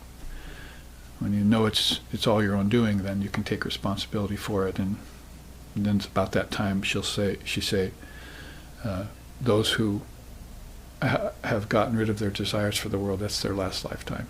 You're looking at their last lifetime. So in some souls you may be looking at them and saying, oh, I see, this is the last time we'll see you in form again. And that's a good thing in Vedanta and Buddhism. And if you come back at all, then you probably should come back with these 3 monikers on you. People are giving all sorts of tattoos these days, so I think it'd be nice if you just tattooed great renouncer, great enjoyer, and your back, and so forth. And give people a clue as to why you're here, the real reason you're here. So we worked our way through one sloka in the first half, and that was while reviewing the first 3. So now we're at sloka 5 of the Amritabindu Upanishad. We're taking a drop of nectar and analyzing it like Vedanta scientists under a microscope of hopefully pure mind, or clear mind at least. And it says in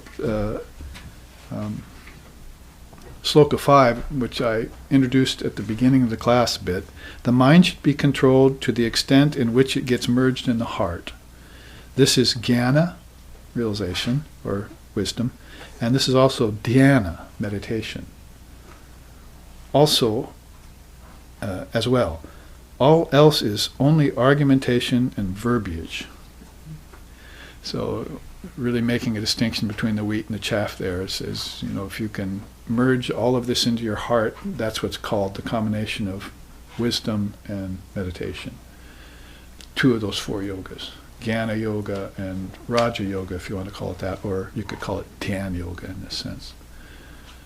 Patanjali hadn't come forth yet and proposed 8-limb Raja Yoga yet. They were calling it Buddhi Yoga back there in the Gita by Sri Krishna. But it's a yoga of meditation or inwardness. So those 2 things seem to go together. You get knowledge from the world, objects. You have a right to do that, and as long as you're careful not to get attached to them or let them bind you, and you like science is doing, you get some knowledge from object. What's the greatest bit of knowledge we got from an object in quantum physics? That it consists of vibrating particles, changing at a billionth of a second. And that goes hand in hand, equals the world is unreal. There's no substance here. It's all vibration. And what you're looking at is false. Your senses are proposing you a false view of what really is here. So that's grounds right there for you to abandon the senses and find out where this came from. Where did this come from? The dream version of it. See? This here, Gaudapada says, and come to retreat weekend after next up the Columbia River Gorge, where we're going to take glimpses of Gaudapada out of his karaka and look at him like drops of Amrit again. But he says that the waking state has come from the dreaming state, and those two have both come from the deep sleep state. So this is involution. This is the kingdoms of heaven within you. This is my Father's mansion has many chambers. This is inward life. It's not life along the river with nets and fishes and huts. And Christ saw that. He said, "Good for you. You got that together." But the Romans are coming. Your religion's declining. What's on the horizon is not good. Like my teacher used to say about America, two wars have come and gone since Vivekananda was here, and a third is on the horizon, he said. So will you be ready for that? And maybe you can do something to keep that from happening with your positive actions and your right-mindedness and your fine example of how to live a dharmic life in the world. If it happens, then you'll be detached from it. If it doesn't happen, then maybe you can take hand in keeping it from escalating either so rapidly at all. It's not like you're trying to change a changing world. That's not wise. That can't be done. But you are standing as a bulwark. Because people, way in the past, people looking at these scriptures, ancient and not of any use to us anymore. But now that we're studying here, we see that they're basically proposing the ancient truth that never changes. And if we bring it back in modern day form and read it in its original form and bring it back into our lives, then it's the most valuable thing of all that we've just simply forgotten.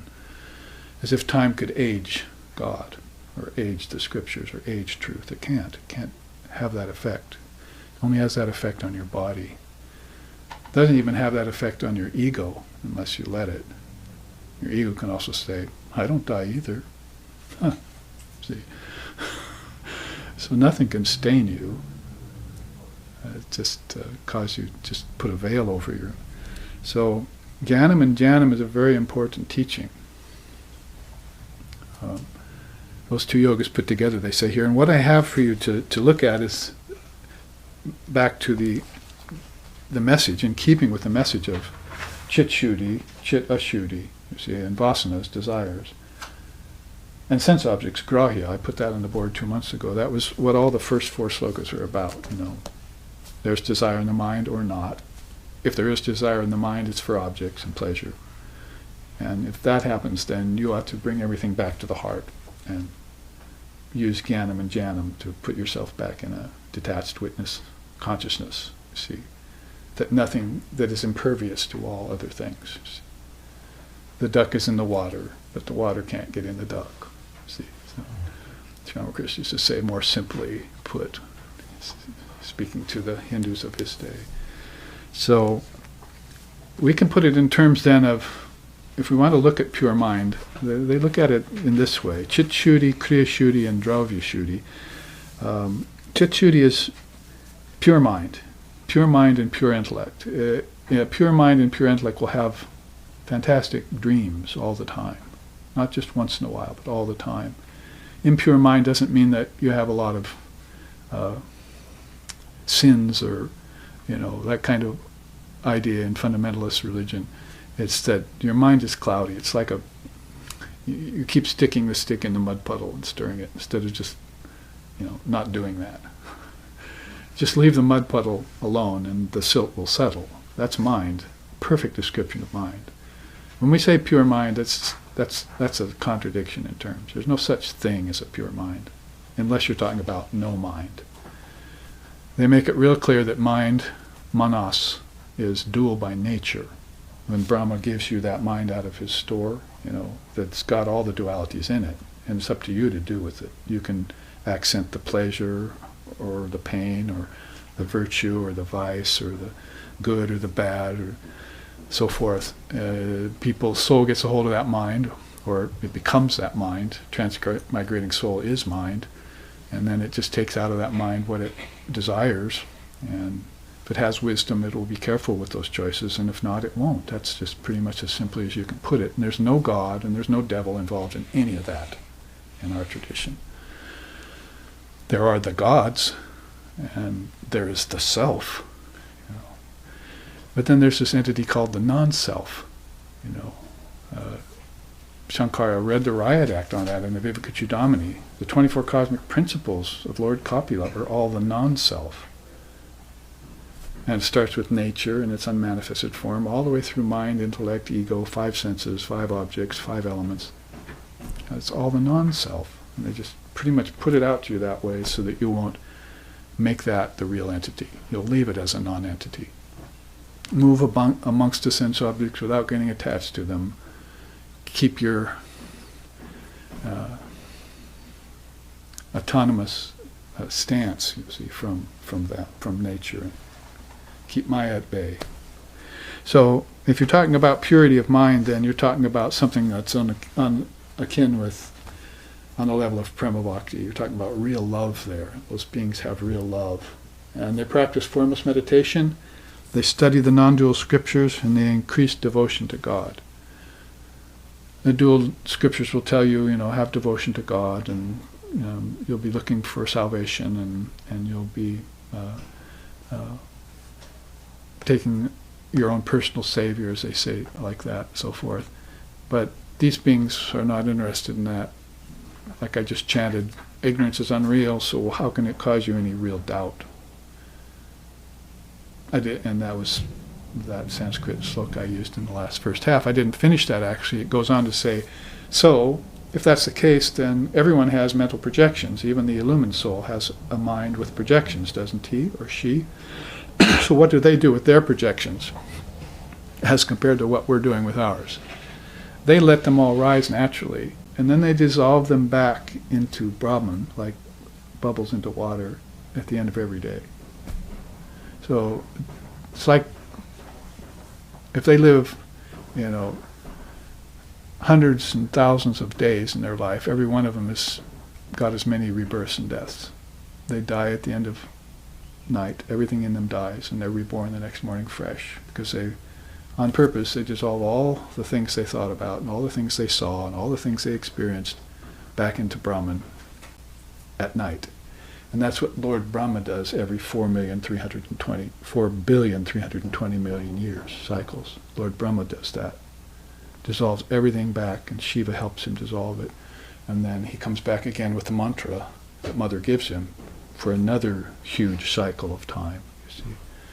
So these great souls are constantly dissolving everything in their day and night. They call 4,320,000,000 years one day of Brahma, Lord Brahma life. And one night of Lord Brahma's life is another 4,320,000,000 years, give or take a few thousand. So this projection and withdrawal is going on always, just like your breath is a projection and a withdrawal. And just like your waking, dreaming, and deep sleep is a projection and a withdrawal. Just like the earth, sun, and moon expanding and contracting is projection and withdrawal. So all of these cycles are going on continually, and the whole life of name, form, time, space, and causality is based in cycles. Knowing this, then you can either withdraw yourself from the cycle and go home, back to your source, or you come into the cycle aware of what's going on, what's happening to you. It's not random. And Swami Vivekananda used to say, those beings who are more spiritually advanced, their karmas come back to them immediately. That if they do something unthought or insensitive or ignorantly, the karma will come back to them right away. So they know, I remember I did that, and that's what caused it, you see. But people who are not spiritually advanced, they do something, and they just put it on hold. sweep it under the carpet, you see. And then it has a shelf life, and it comes back days, months, years, lifetimes later, and manifests itself, and then they say, why me? And they blame it on some god or some devil or, well, their family members or friends or enemies. So why me is the mantra of the ignorant person. The mantra of the striving being is, who am I? And the mantra of the illumined soul is, I am.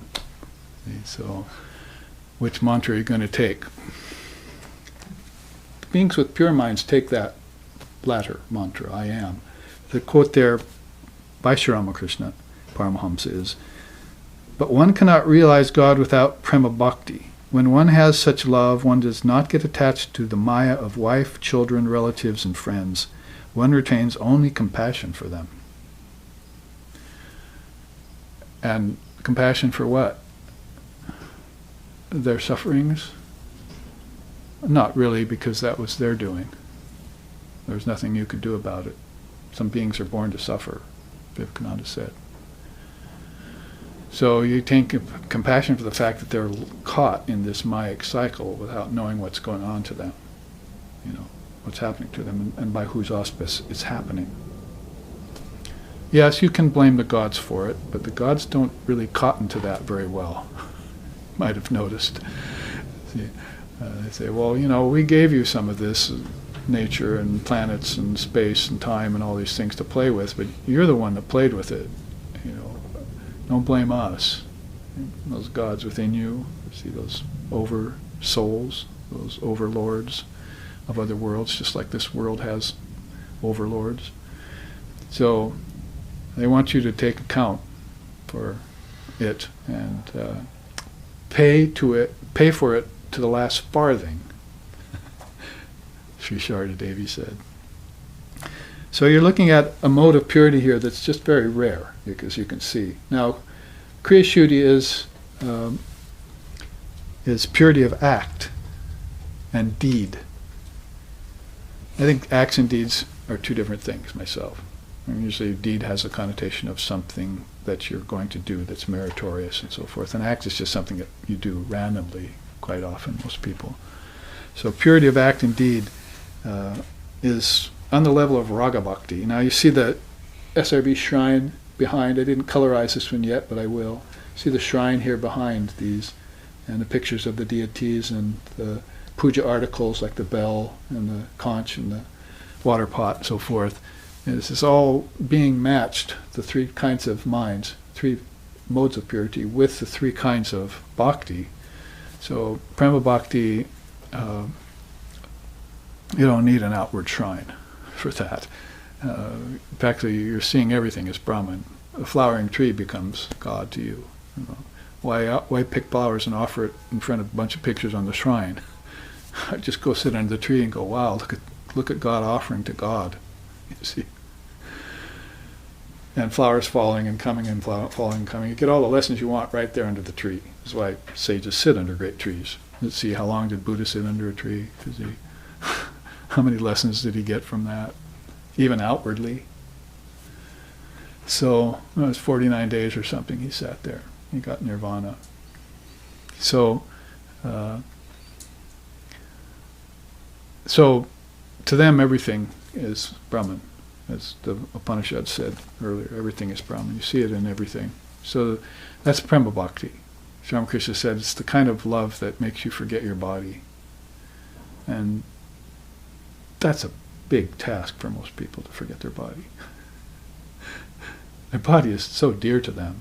That's what he followed up saying. The body is so dear to them. And Vivekananda came here and said, you would not believe how many articles the Westerners have for their toilet. How many utensils they have for beard and eyelashes and hairs and, he said hundreds. They're so vain about their bodies. Holy Mother heard that and said, well, what's the body? It's just a few pounds of ash in the end. You can see the difference of thinking then, between materialistic Westerners and this country in the Far East called India, or Bharat, the eternal land. how they've been thinking for thousands of years and what their samskaras are compared to those here. So you're talking about 3 levels of consciousness, or purity, but also inside of that, the mind, action, and location. So if you're schooling yourself in the qualifications for enlightenment, you're going to want to pay attention to these things. You want your location to be pure, you want your acts to be pure, and you want your mind to be pure.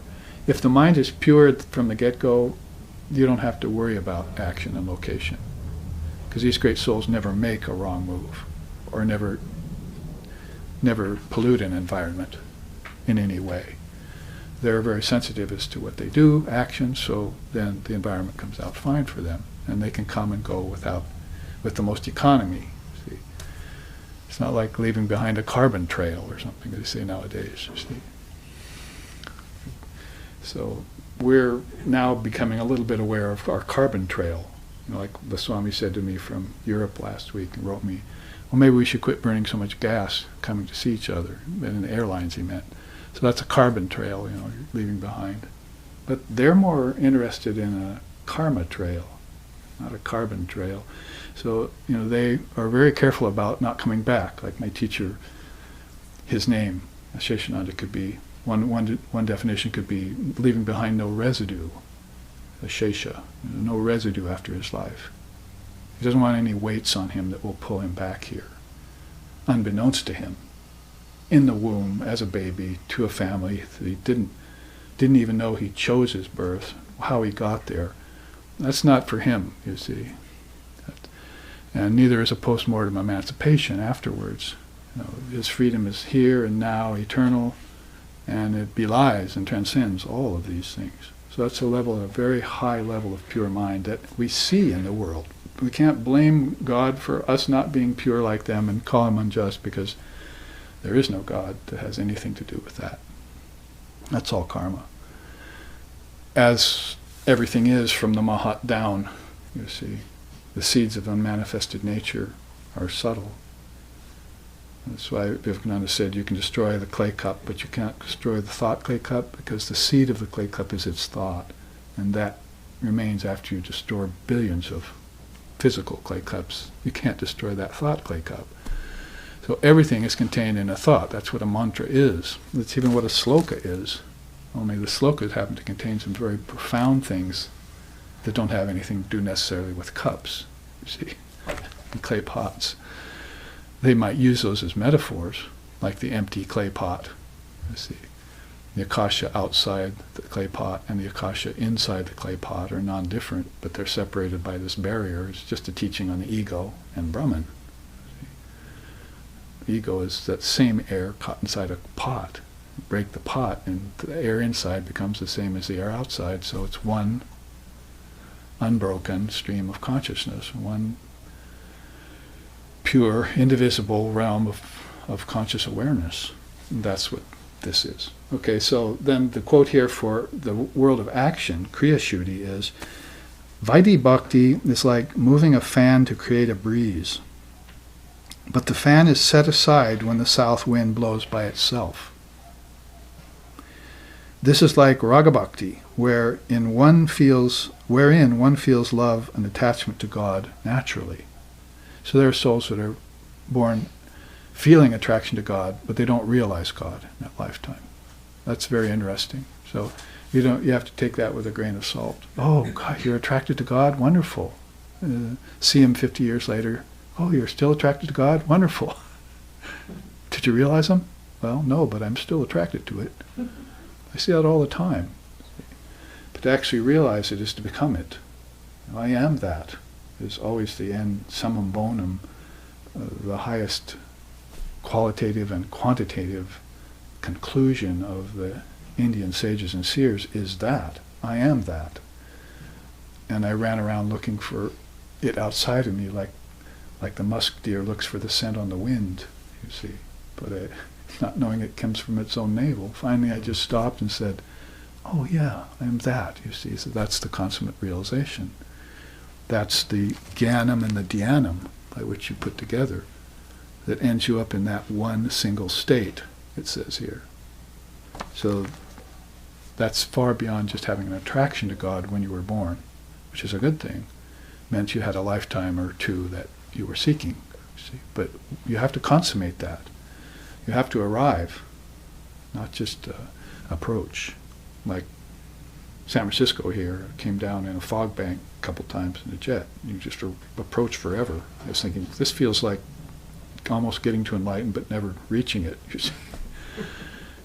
People couldn't see the ground. Pilot couldn't see the ground. Everyone's nails are digging into the, armrest. You can see those little holes there even today.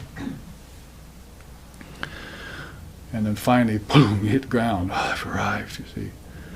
So you must have that consummate arrival. So these beings that have raga bhakti, it's a good thing. They will sacrifice, doing selfless service. They will observe austerities, and they will offer prayer and charities.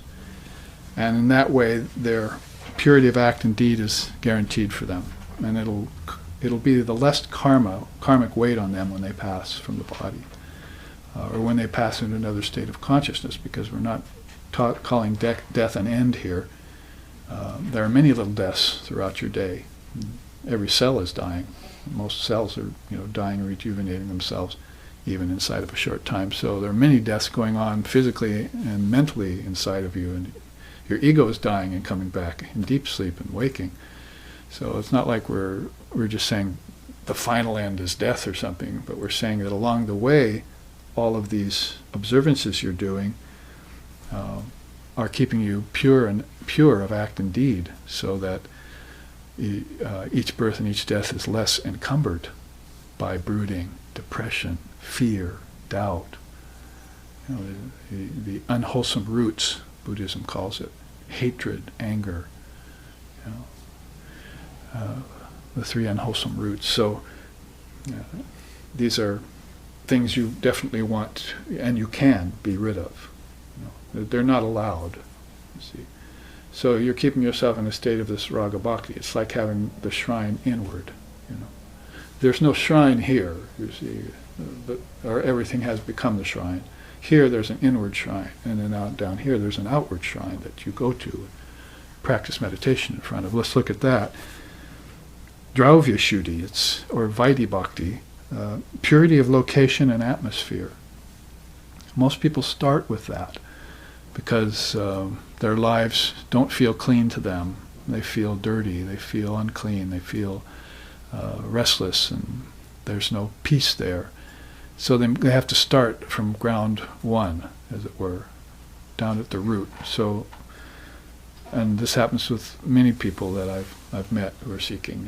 What do I do? What do I do? Well, let's start you out with some sacred images and a place in your home to go, where you can be quiet, because it's location, right? Your home should be your temple.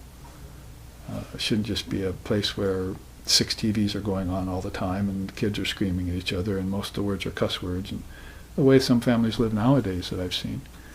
So, and mindlessness ruling over the whole thing. There's no order to it.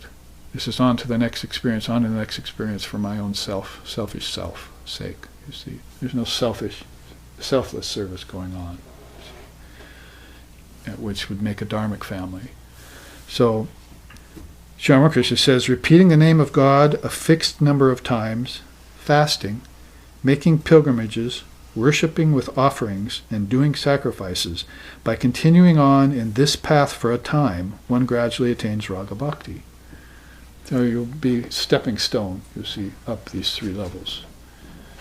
You can't go to people, and there's some teachers who seem to be very naive to me. You can't go to people and say, well, let's give you the Advaita Vedanta right now. You're sort of like giving a kid the keys to the Cadillac. He's only 3 or 4, you see. It's not seemly or practical or sensible even. So you have to give them something to pull themselves up by. And Holy Mother used to say that. Well, she was an Advaitist, and she said all of Ramakrishna's devotees were consummate Advaitists, not just philosophical Advaitists with some transcendent, I'm no longer in the world kind of thing, but consummate Advaitists that knew that all this here is also Brahman, and It was all Vivekananda said about all-inclusiveness, not about negation. It's about affirmation in the end. Even for the consummate monk, it would be all about affirmation. They might wear a bhava as a sword, and they might look like they're completely renounced and beyond everything, but they'll still stoop to help you and keep a presence. If for nothing else, an example of what non-duality looks like, so you can attain it.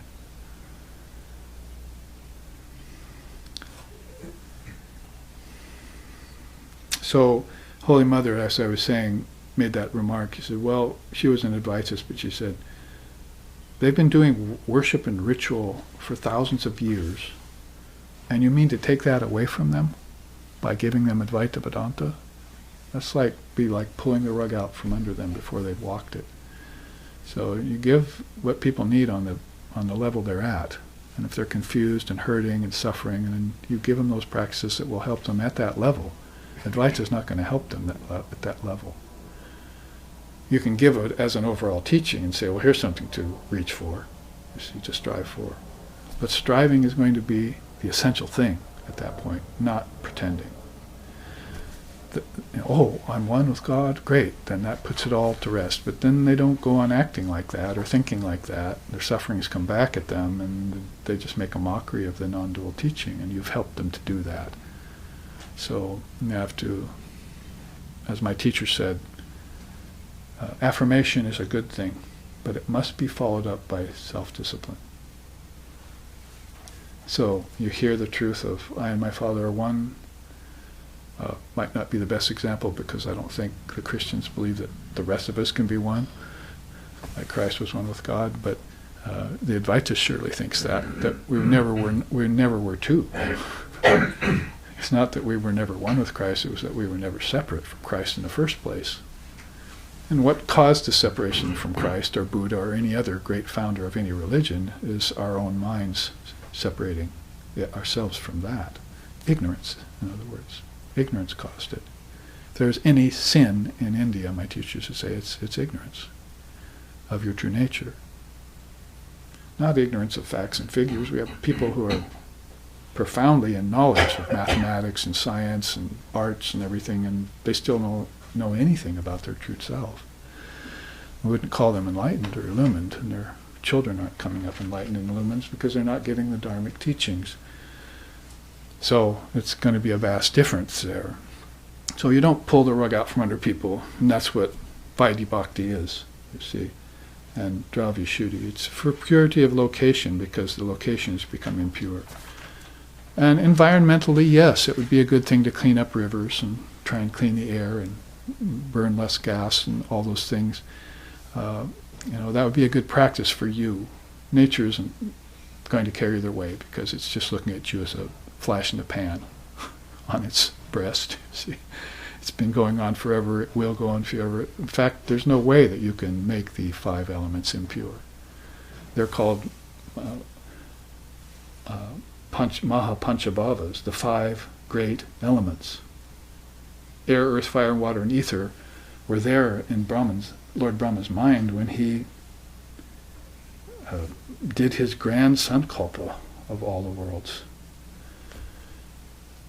Solidity, liquidity, it wasn't air, it wasn't earth at the time, it was the idea of solidity. It wasn't fire at the time, it was the idea of light. It wasn't water at the time, it was the idea of liquidity. Those were all seeds in the mind before these worlds ever formed, out of which earth, air, fire, water, and ether finally came about. In the physical sense. So they finally manifest themselves as far out as they could. So you'll never make these impure. They're insentients, they don't really care about purity and impurity. They were projected from the Lord's mind. And just like you project things and take them back, so does the Lord. The Mahat, it's called. God's not his mind. But can use it to project and dissolve things, and does it all the time just like you do in your individual mind. You're just an image of that. Cut in that image. And in that way you're a great actor, enjoyer, and renouncer. You see, your mind is doing that all the time. You have to realize that you're doing it, that's all. So they receive the mantra diksha at that level. They chant the names of the Lord, and they perform puja and arti, like we did last night here. So we find SRVdom and in the Ramakrishna order too, that dualism, qualified non-dualism, and dualism are all going on in the order.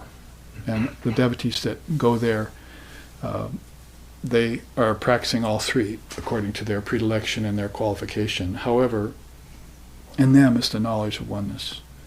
All of them, even those practicing puja, know that the priest of the Ramakrishna order is sitting up there doing puja.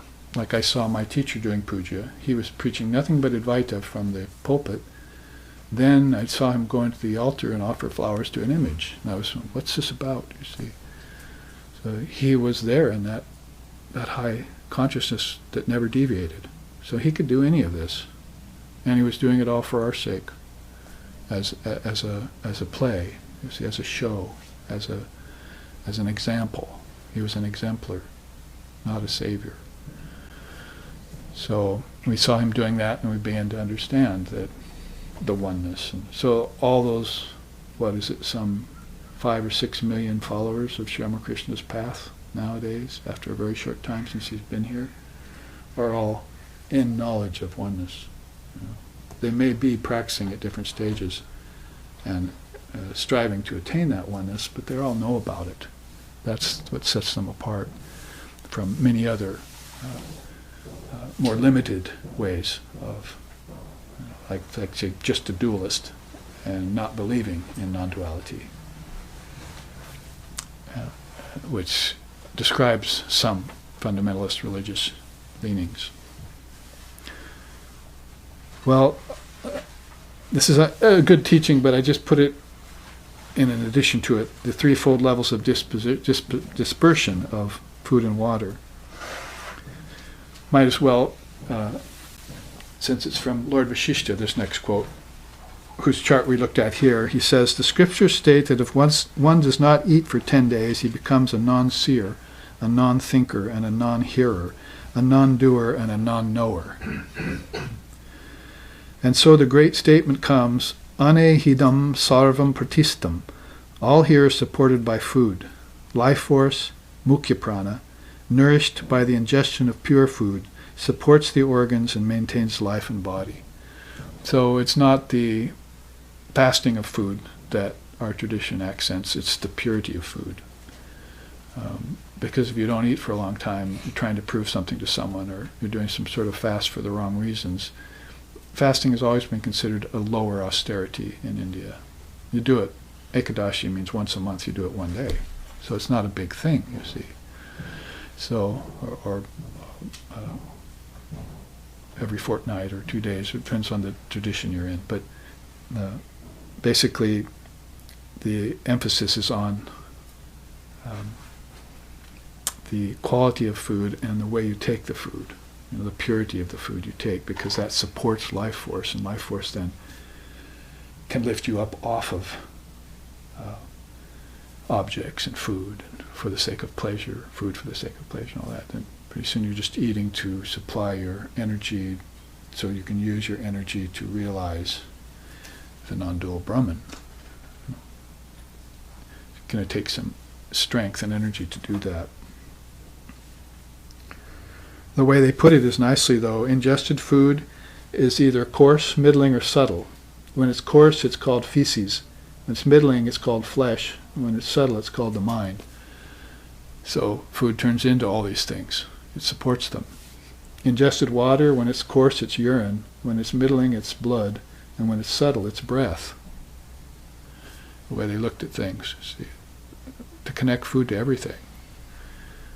And to connect the teachings of them as well. Energy from food, in its coarse, it's called bone. When it's middling, it's called marrow. And when it's subtle, it's called speech. So, what you speak is, if you've eaten well and purely and with the right attitude and so forth, then your speech will become pure and your bones will become strong and so forth. Coarse, middling, and subtle to everything. There's a threefold level to everything that is suggested in food, water, and energy, which is basically the first three chakras, the first three worlds.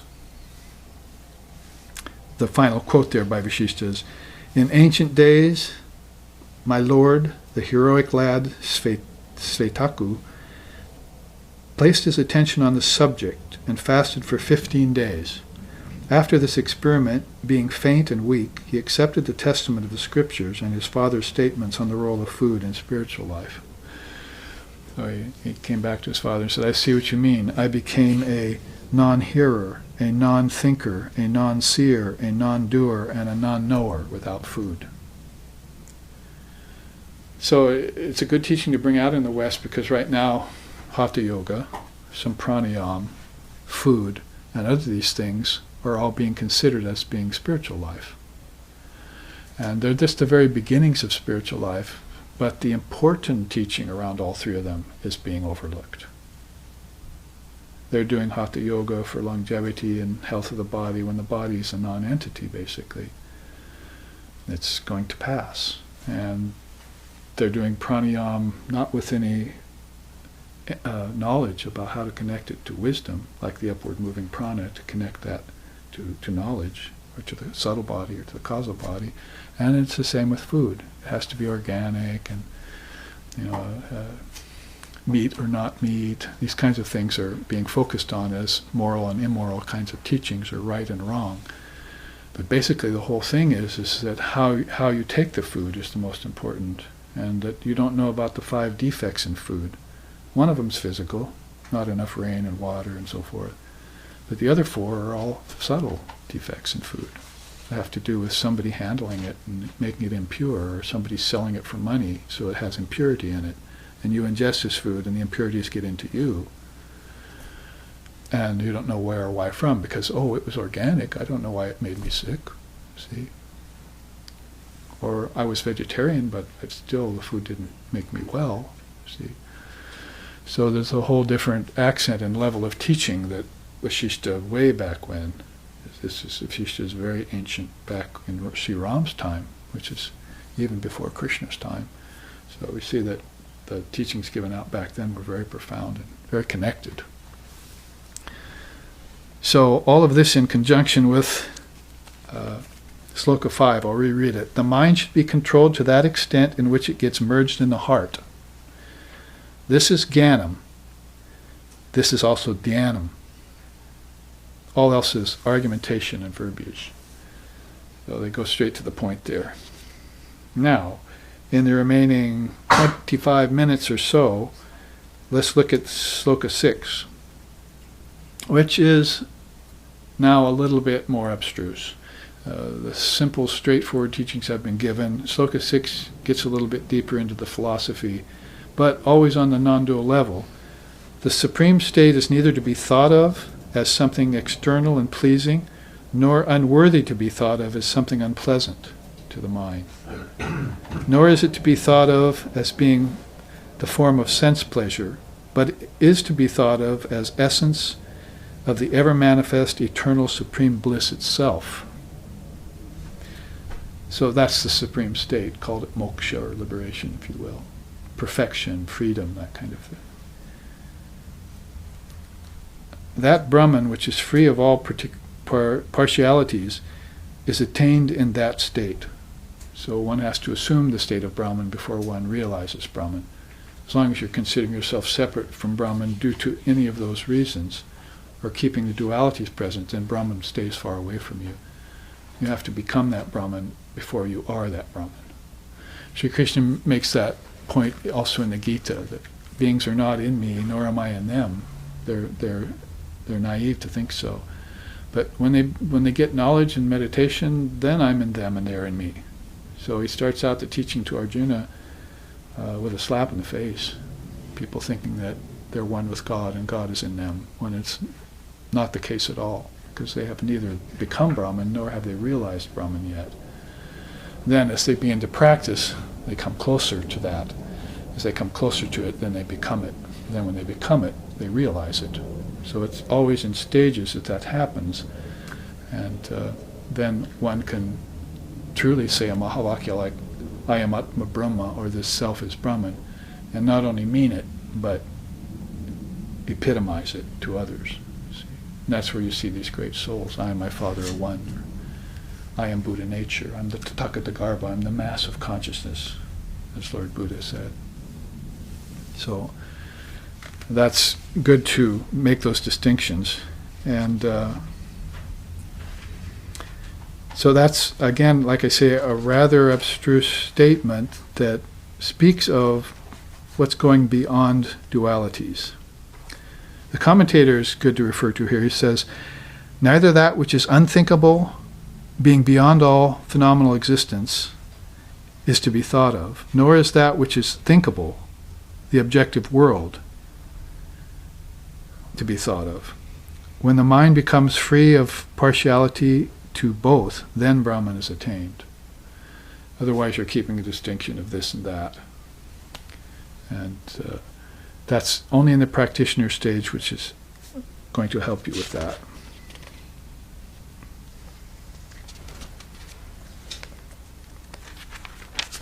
So I think tomorrow we will take up a few of these other charts, if you're on hand for that. But I had it listed here to show this tantric chart. Many of the Vedicists and the practitioners were in know of both Veda and Tantra. Those are two very powerful streams that have flowed in India forever. I mean, you could say this is probably a little bit more of a tantric teaching because it has worship in it, it has self-sacrifice, and it has altars, and it has gods and goddesses suggested there. And then the Vedic, especially when the Vedantic era was more developed, it started to think in terms of getting beyond the gods, not being controlled by the gods anymore. There are slokas in the Upanishads, like Ishavasya Upanishad is a good example of them doing ritual for so many ages and then saying, well, we appeased the gods finally, we reached the gods, we appeased them.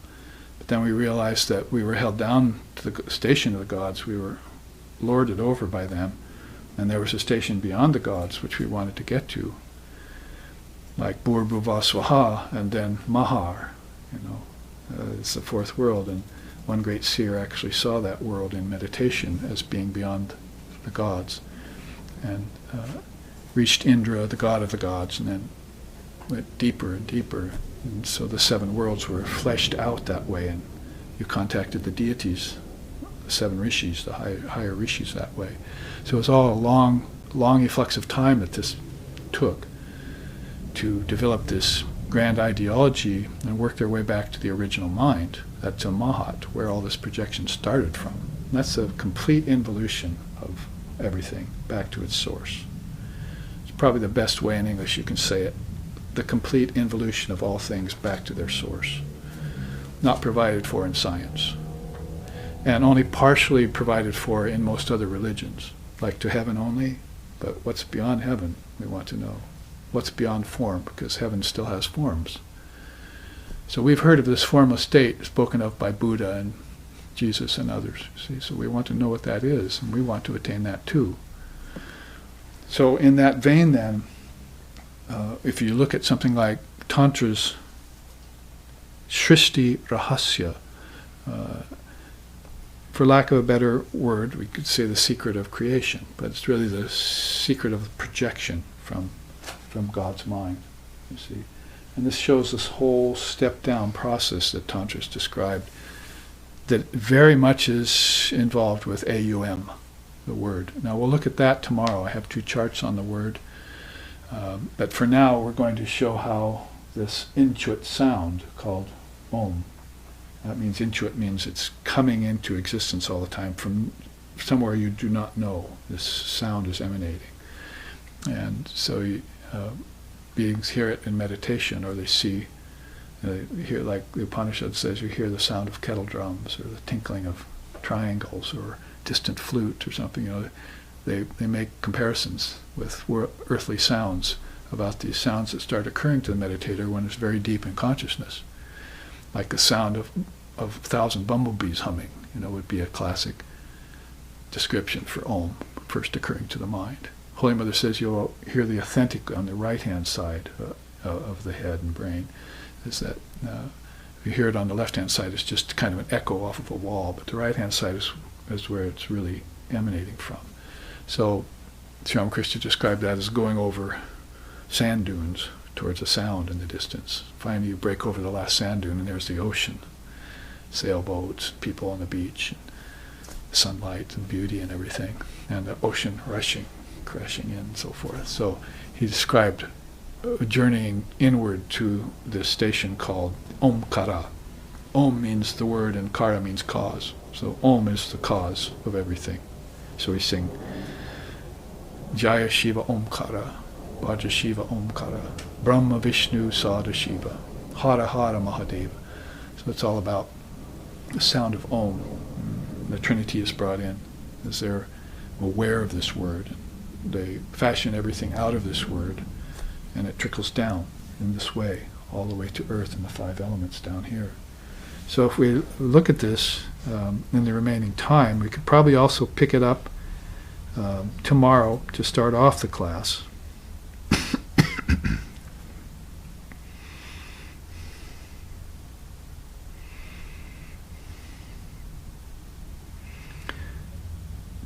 And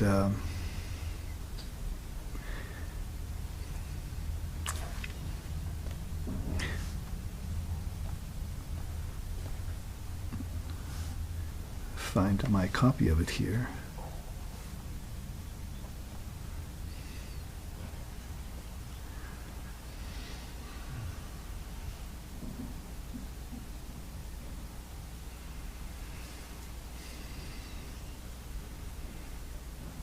It seems to have escaped me.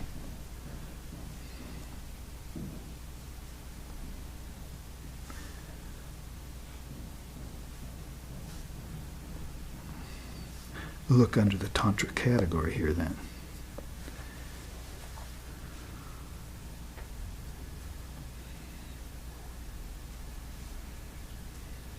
And still not being able to locate it. There it is. Okay. These little thumbnails. Now, yes, as we're saying, Srishti, projection, or creation, if you will. You know, allow the word creation here. Sorry, it's not, you really can't get something out of nothing, so it's not like creating something out of nothing. It was always there. You're just bringing it forth from its source, and then it appears. And the appearance is always an appearance of the original. And so that's what's all here. Air, earth, fire, water, and ether, houses, buildings, people, bodies. It's all just an appearance of what the original, it came from, like cup and clay cup, you know, thought, clay cup. And so out here it's all an appearance. It's all Maya, they say. So it's been a projection from the mind, and that's the secret, rahasya, of it all. And Tantra's known this from, this is an ancient teaching, like way back to Vasishtha's time and before, that everything is a projection of mind. It's probably one of the early teachings of the father of that particular mode of teaching, mental projection, called sankalpa, which we heard Lord Vasishtha teaching to Ram and, you know, the earliest avatars way back when. Well, in Tantra, of course, the ultimate reality is being called Nishkala Shiva here, transcendent reality. Of course, they knew that that's an enigma. It can't be the cause of anything. So they were looking for something that was the original cause, and when they found their way to realization of Brahman, they saw that it wasn't involved in cause or effect.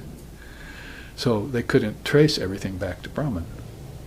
So they had to figure out a way of saying, you know, Brahman is really the underlying substratum. It's invisible and everything appears on it, just like scum on the surface of a lake, or if you want to talk about Maya, or waves on the surface of an ocean, if you want to talk about Brahman and Maya. See, the ocean remains still and peaceful at its depths, but the surface, it's roiling, causing many appearances called waves that seem separate from the ocean. It's all water. So the appearance of the thing is always there to be considered. So that's just one of the non-dual teachings that immediately places you on a different footing, as you say, well, Brahman cannot be the cause of anything. And that one philosophical error by most other religions and teachings. It's been there, so that we now call God a creator. And India was never in agreement with that. God is not involved here. God is not here, Vivekananda said. There is no God here. There's just the great self, he put it one way. Another way he put it was that God is not a creator, God is a create. There are different ways he was thinking of to try and say it. Another time he said, God is not in the universe.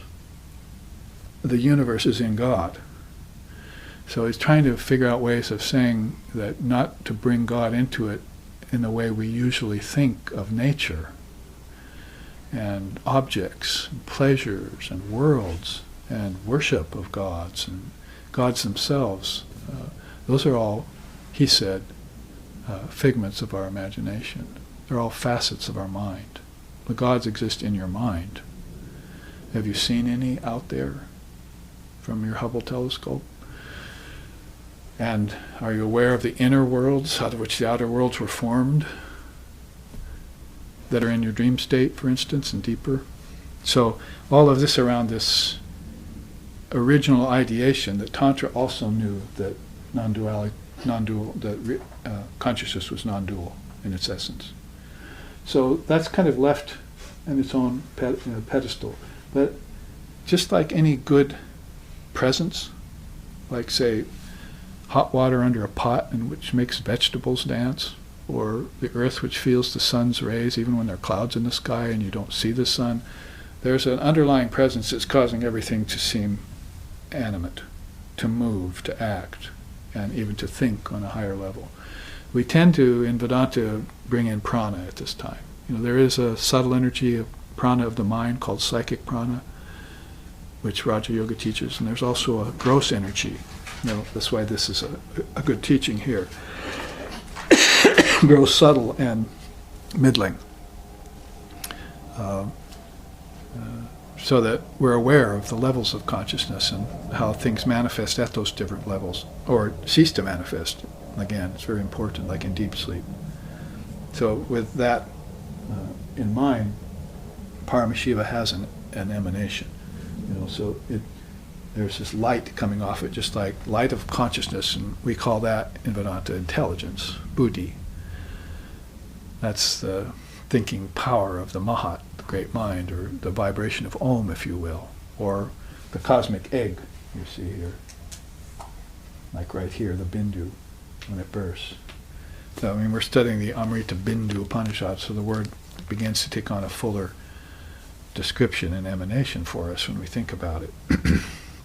If you want to know one very apt, cogent, and powerful way in which you got here, and how which all of this got manufactured,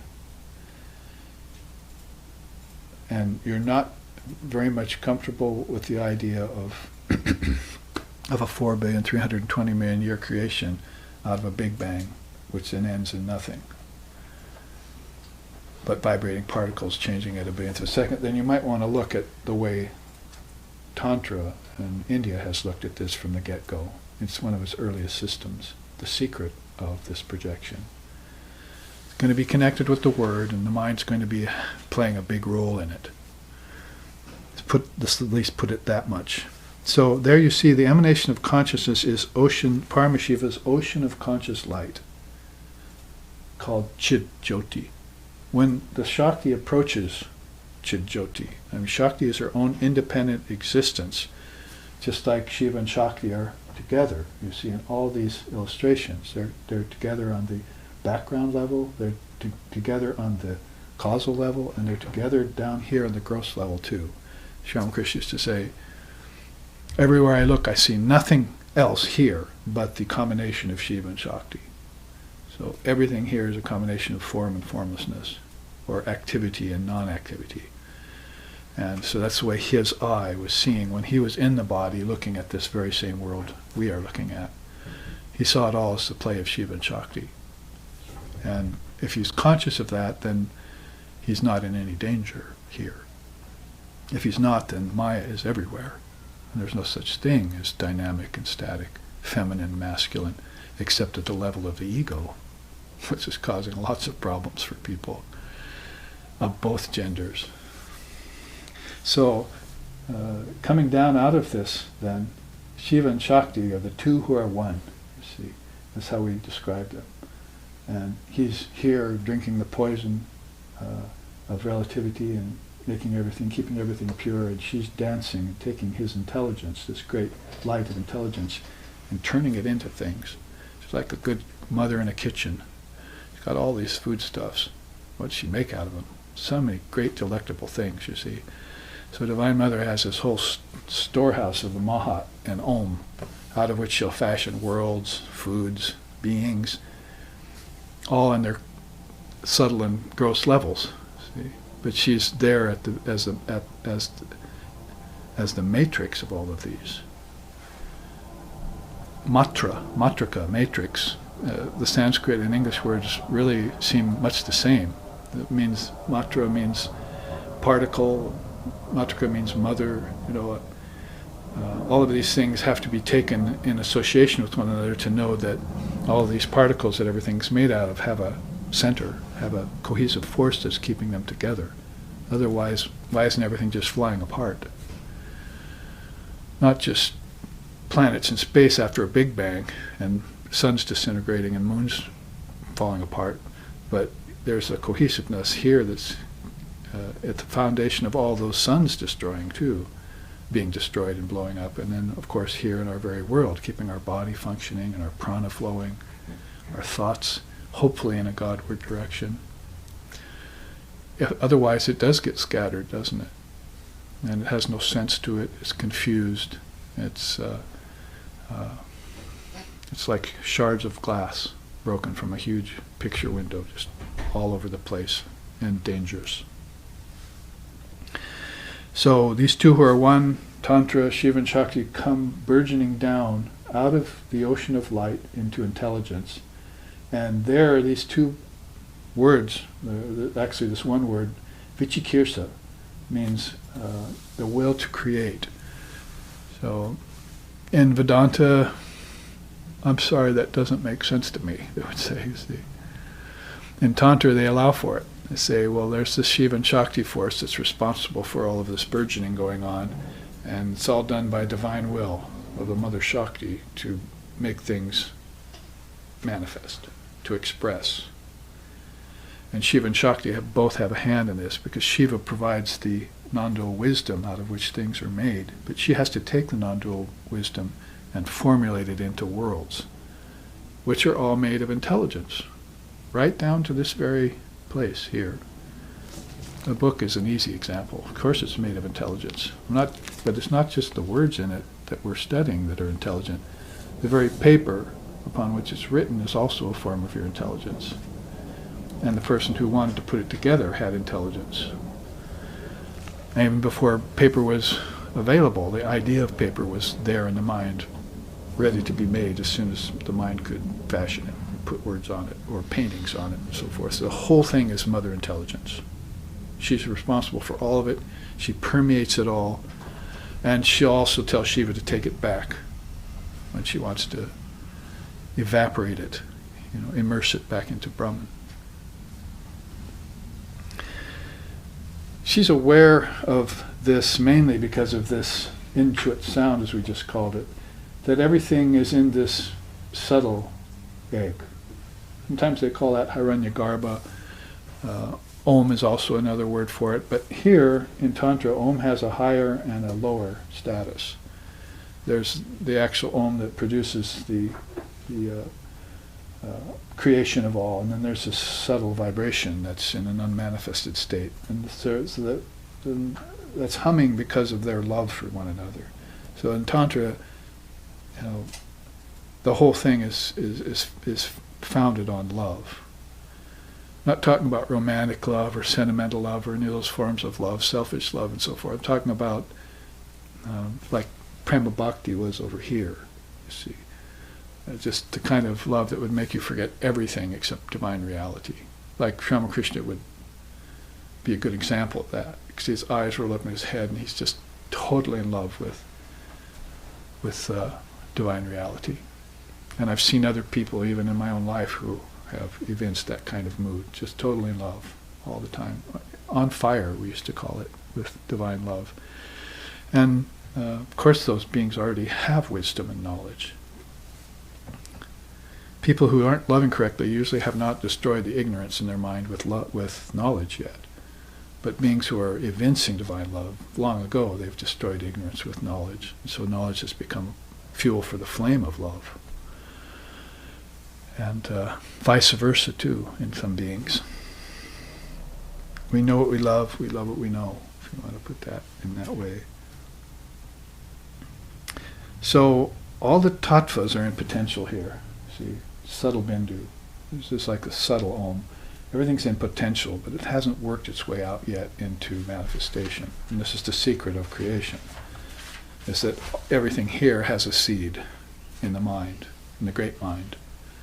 And it's going to need to burst. You see, this egg is going to need to burst at some time for the nada to actually manifest and produce these. And there you'll have a form of Shiva, Bindu, and a form of Shakti called Bijam, or seeds, which when they come together stimulate each other. They're the stimulatory medium that causes name and form.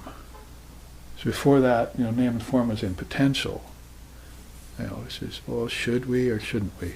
See, I'm thinking maybe a soul comes into the fetus, the egg and the sperm and so forth, and says, "Oh, I don't think I'll be born after all." All of a sudden, mother doesn't give birth, right? Think of it in that way, not in the form of abortion and all those negative sides of it, but in the form of, well, I think I'll just truncate this creation and not do it right yet. But it's still all in potential.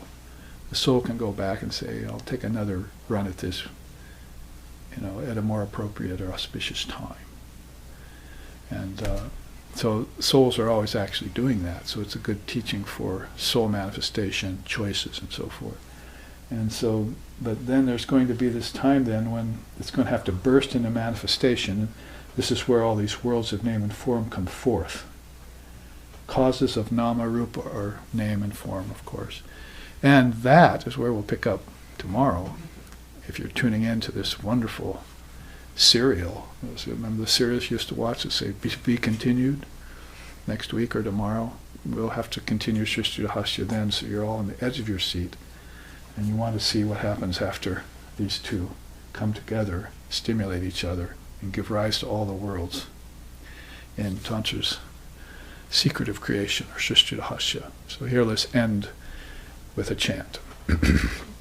Om Sato, Om Sato Ma Tadgamaya, Tamaso Ma Joytir Gamaya, Mrichor Ma Amritam Gamaya, Abira Bira Mayeti, Rudrayate Dakshinamukam, Denamam Pahimicham, Om Shanti Shanti Shanti. Lead us from darkness to light, from lower truth to higher truth, from the unreal to the real, and from the illusion of death to eternal life. Reach us through and through, O Lord and Mother, Shiva and Shakti, with thy sweet and benign presence. Om, peace, peace, peace. May peace be unto us, and may peace be unto all. Om